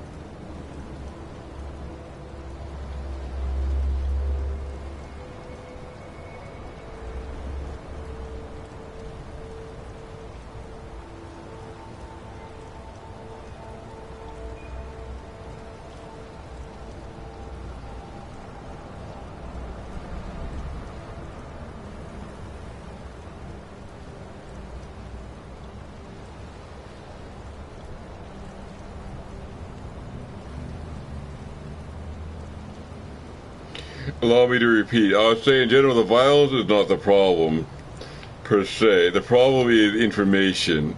We need to know what happened and why, whether we need to do anything about it. The answer to that could be yes, we need to do something, or no, we do not need to know. We do not need to do something. Making the correct distinction requires information. So the key regarding violence is not whether there was violence. The question is whether there's information. If the violence is called war persistently, appealing clearly to fantasy, then there is no information. We cannot judge, and we have to declare the whole situation to be an enormous problem, an unsolvable problem, because the information does not ever seem to emerge from this condition. It remains completely subject to fantasy, and it's all we ever hear. So there's no known case that a war ever being resolved as real information. We have to say at this point that the information has permanently failed and is unfixable. Therefore, if we end up in this condition, we have failed as planners. We have failed to achieve a defensible outcome. And therefore, we need to avoid this. We just avoid being in a position with a great deal of violence over a long period of time without any information. Help decide whether it's good or bad, or whether we need to do something. And generally, the lack of information means bad or predatory in some mechanical sense. And so, the default judgment is heavily against the quality of this violence. We must be inclined to say that it is very bad. The mechanics are assigning heavy debt to relevant information because the mechanics consider it to be predatory. And without any evidence to the contrary, it's a good idea to agree with these mechanics. To agree the whole business is predatory.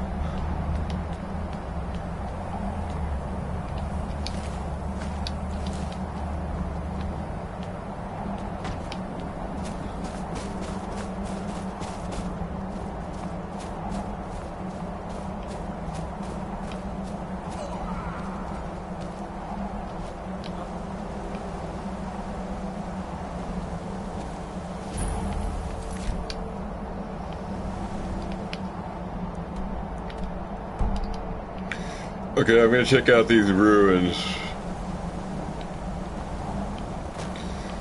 Both because of the intrinsic interest and because I need to warm up.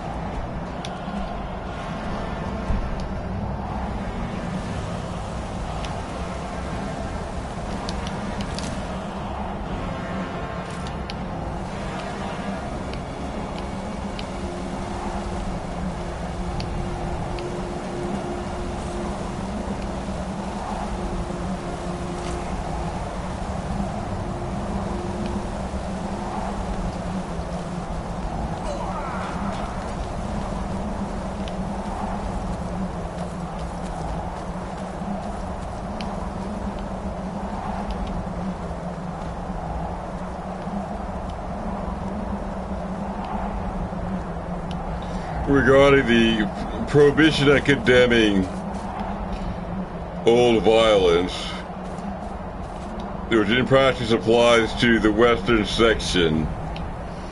It turns out that if any new violence wants to get conducted, it somehow becomes morally identical to the old violence, in particular to the World War II, the war against Hitler. If any modern politician invokes Hitler, because the war against Hitler was not bad, and this new war also is not bad. Even though new violence is supposed to be prohibited by the Western section, that does not apply to new violence, which is somehow morally equated to the old violence.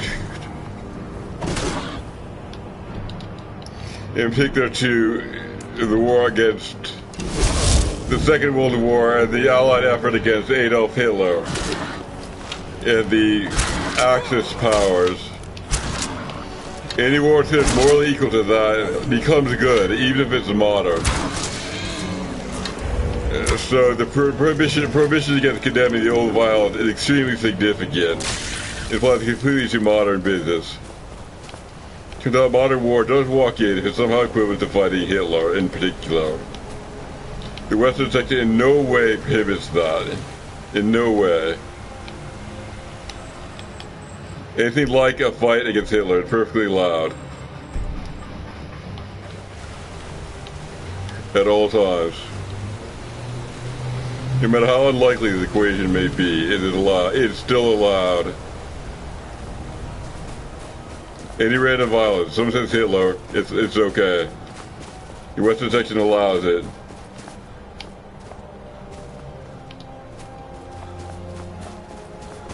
It's a very important exception.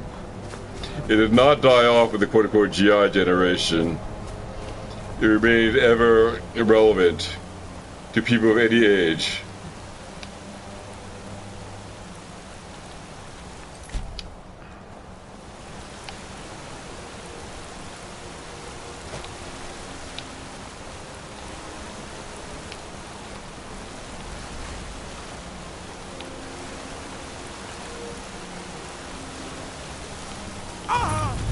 That applied in particular to the first Persian Gulf War, which almost issued a general draft, which almost could have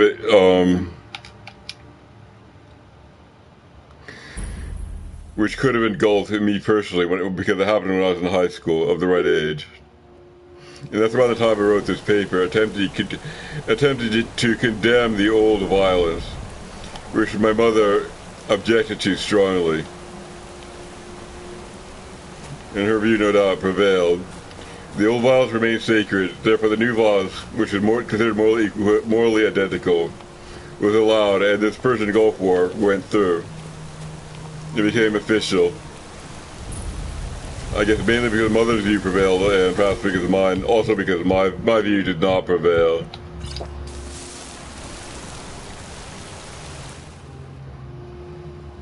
Because of the view I expressed in this high school paper I wrote, I think just before the first Persian Gulf War, around 1990.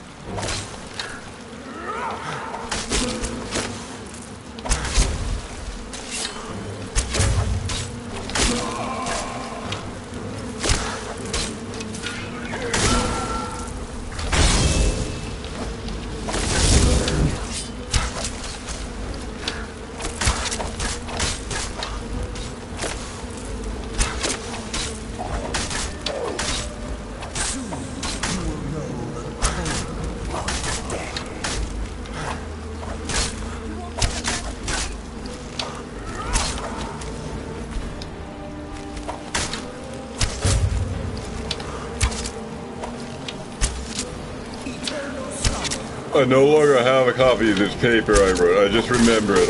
I remember it only, but I don't have an actual copy. As far as I know, it disappeared.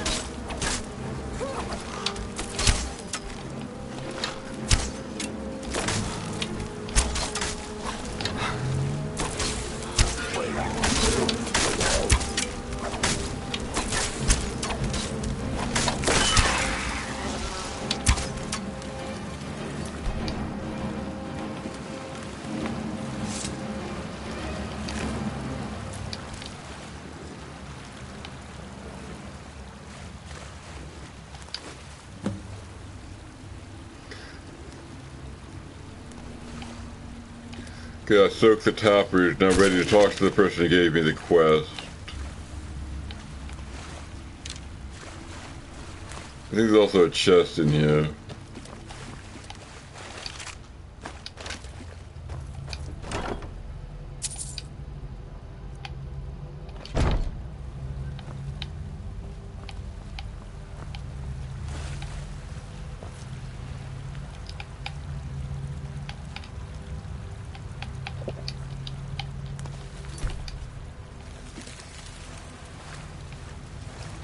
I'll say, practically speaking, the efforts of the anti-war movement of the 1970s to permanently end war by enshrining anti-war sentiments in the western section did not work. These efforts failed. Because the prohibition did not extend to old violence, it also did not extend to new violence likened to the old violence, which turned out to be a very common occurrence.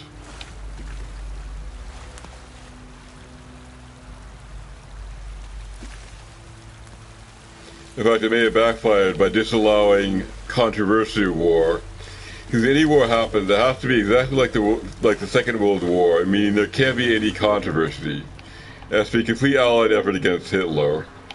Can be any sympathy for Hitler. If there's a sympathy for the other side, it becomes the Vietnam War, and then the Western section does apply, and the war does become illegal. So for the war to proceed, it has to be without controversy. If for some reason it does have to proceed, it's so. Criticizing war, all the Western section really accomplished was outlawing the criticism of any war. All wars become uncriticizable because of this document.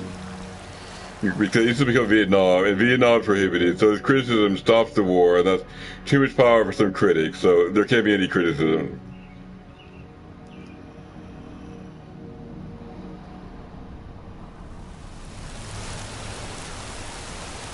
The critics can't end a war just like that, just by saying they don't like it. It has to be the actual president. They have to have actual authority to do something like that. And since they aren't, in the process there's no criticism. Just can't be any.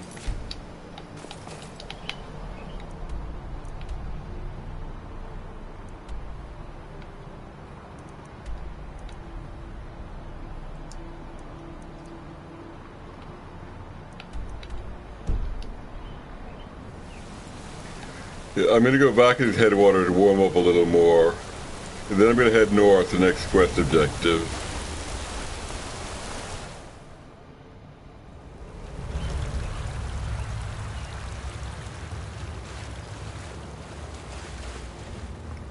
In effect, you might say the Western section gave the critics too much power.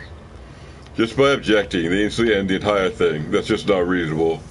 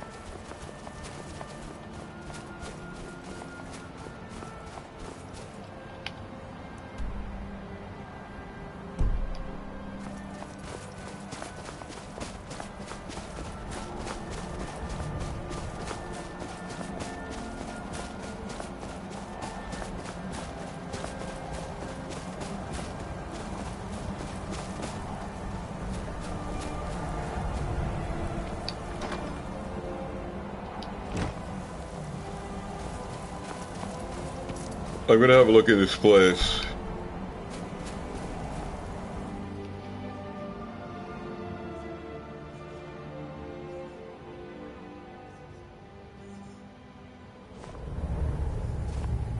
Oh.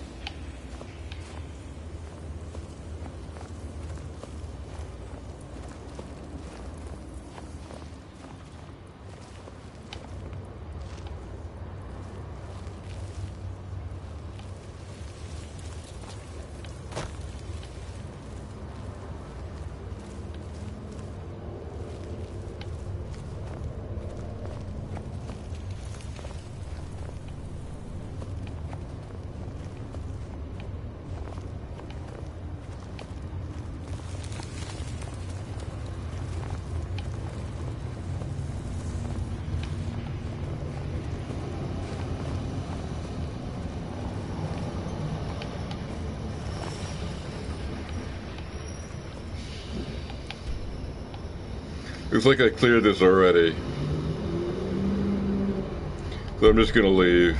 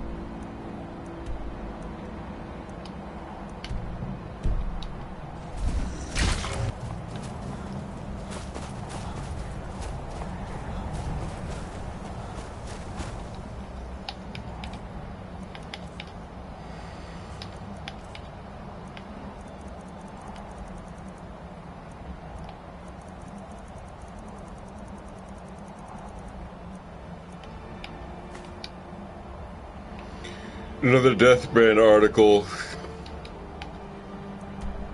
around here. So I'm going to look for it.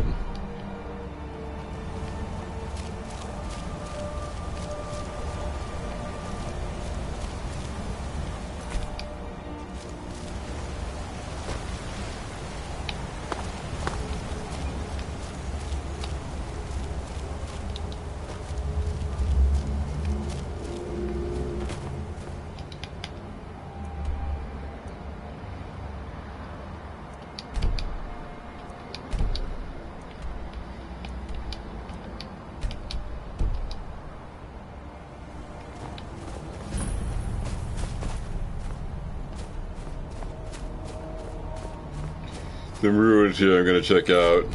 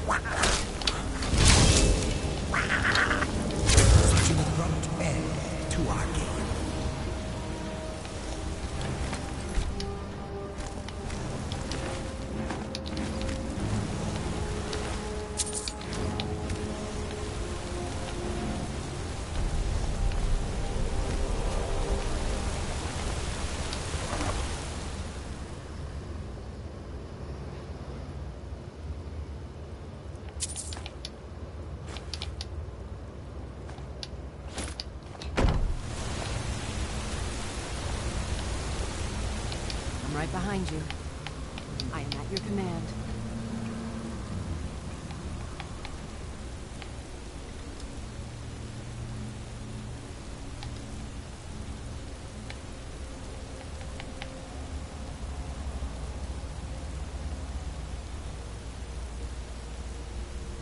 This is 52 armor, and her Dyadic plate has 55 armor. And the same amount of warmth, so it seems their current armor is actually superior.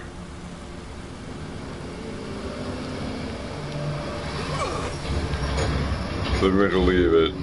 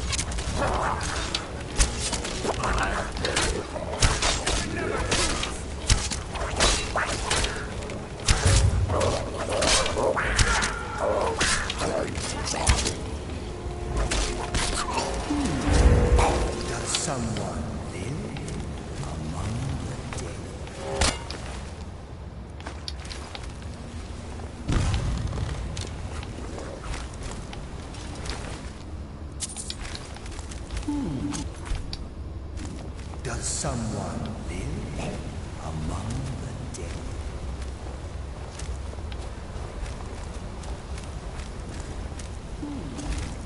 Does someone live among the dead?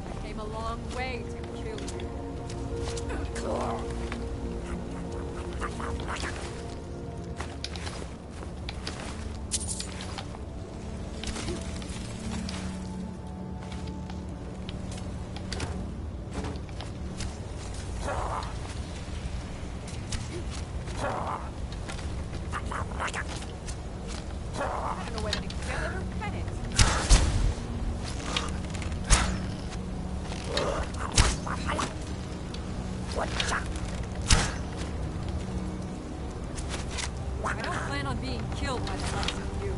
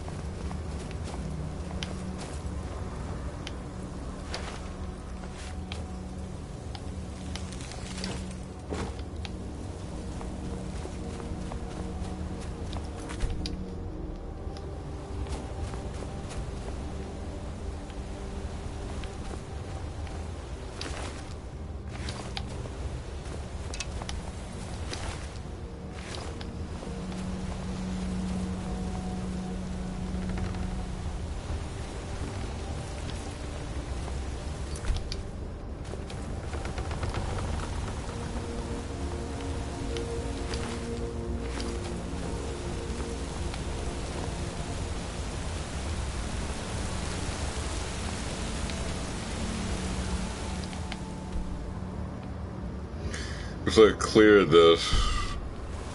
I guess I can leave then.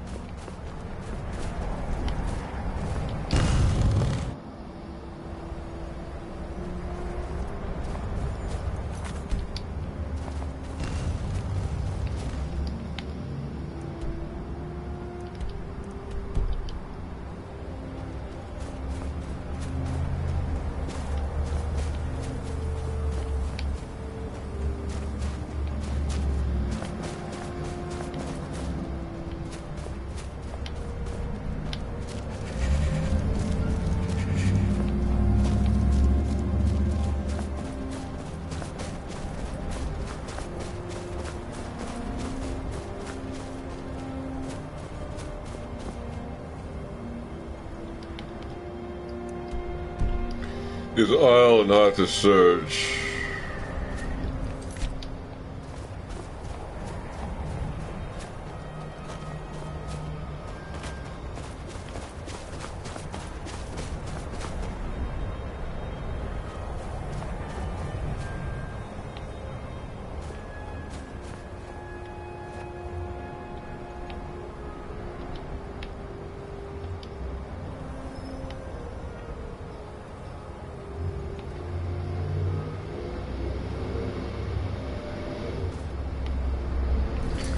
Alright, I'm gonna try a jump.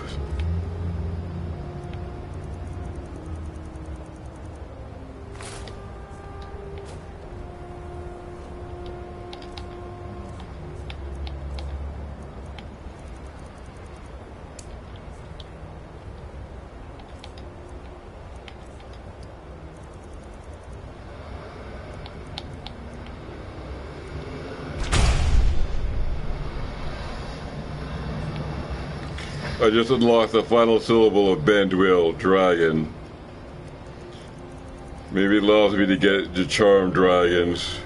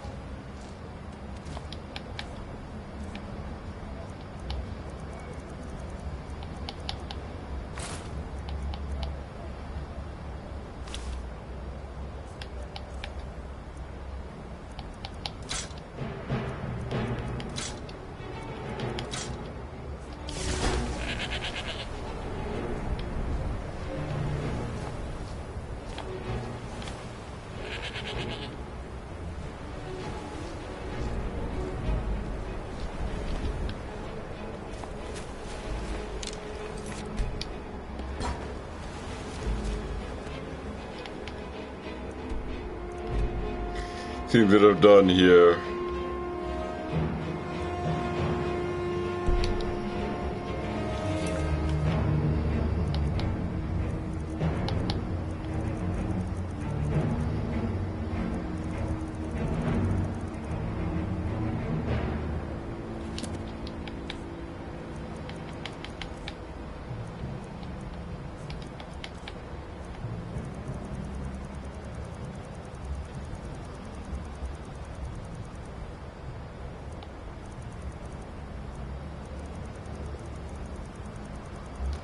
I have to read something called Waking Dream. I have no idea what that is. Oh, this one.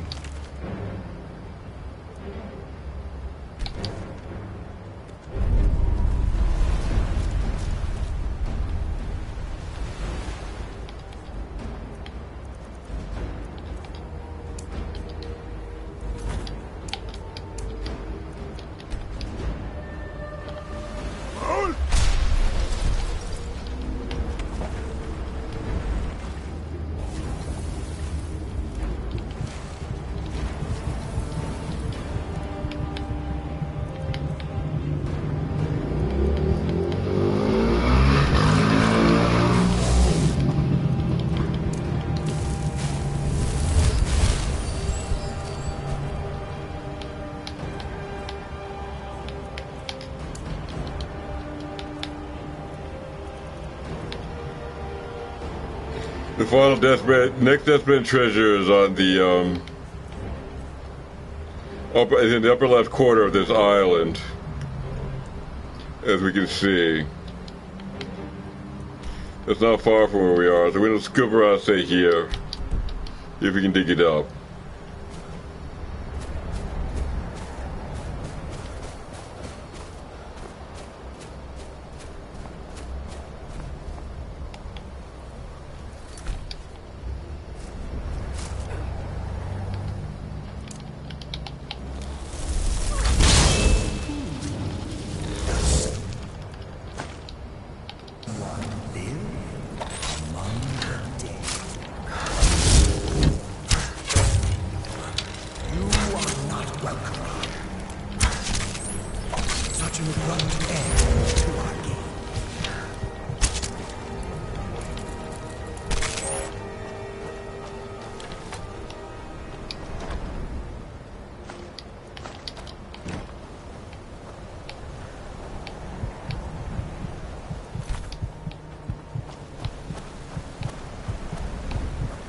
I do need to find something warm.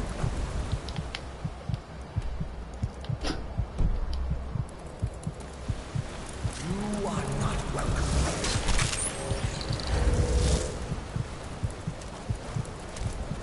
Death comes for you now.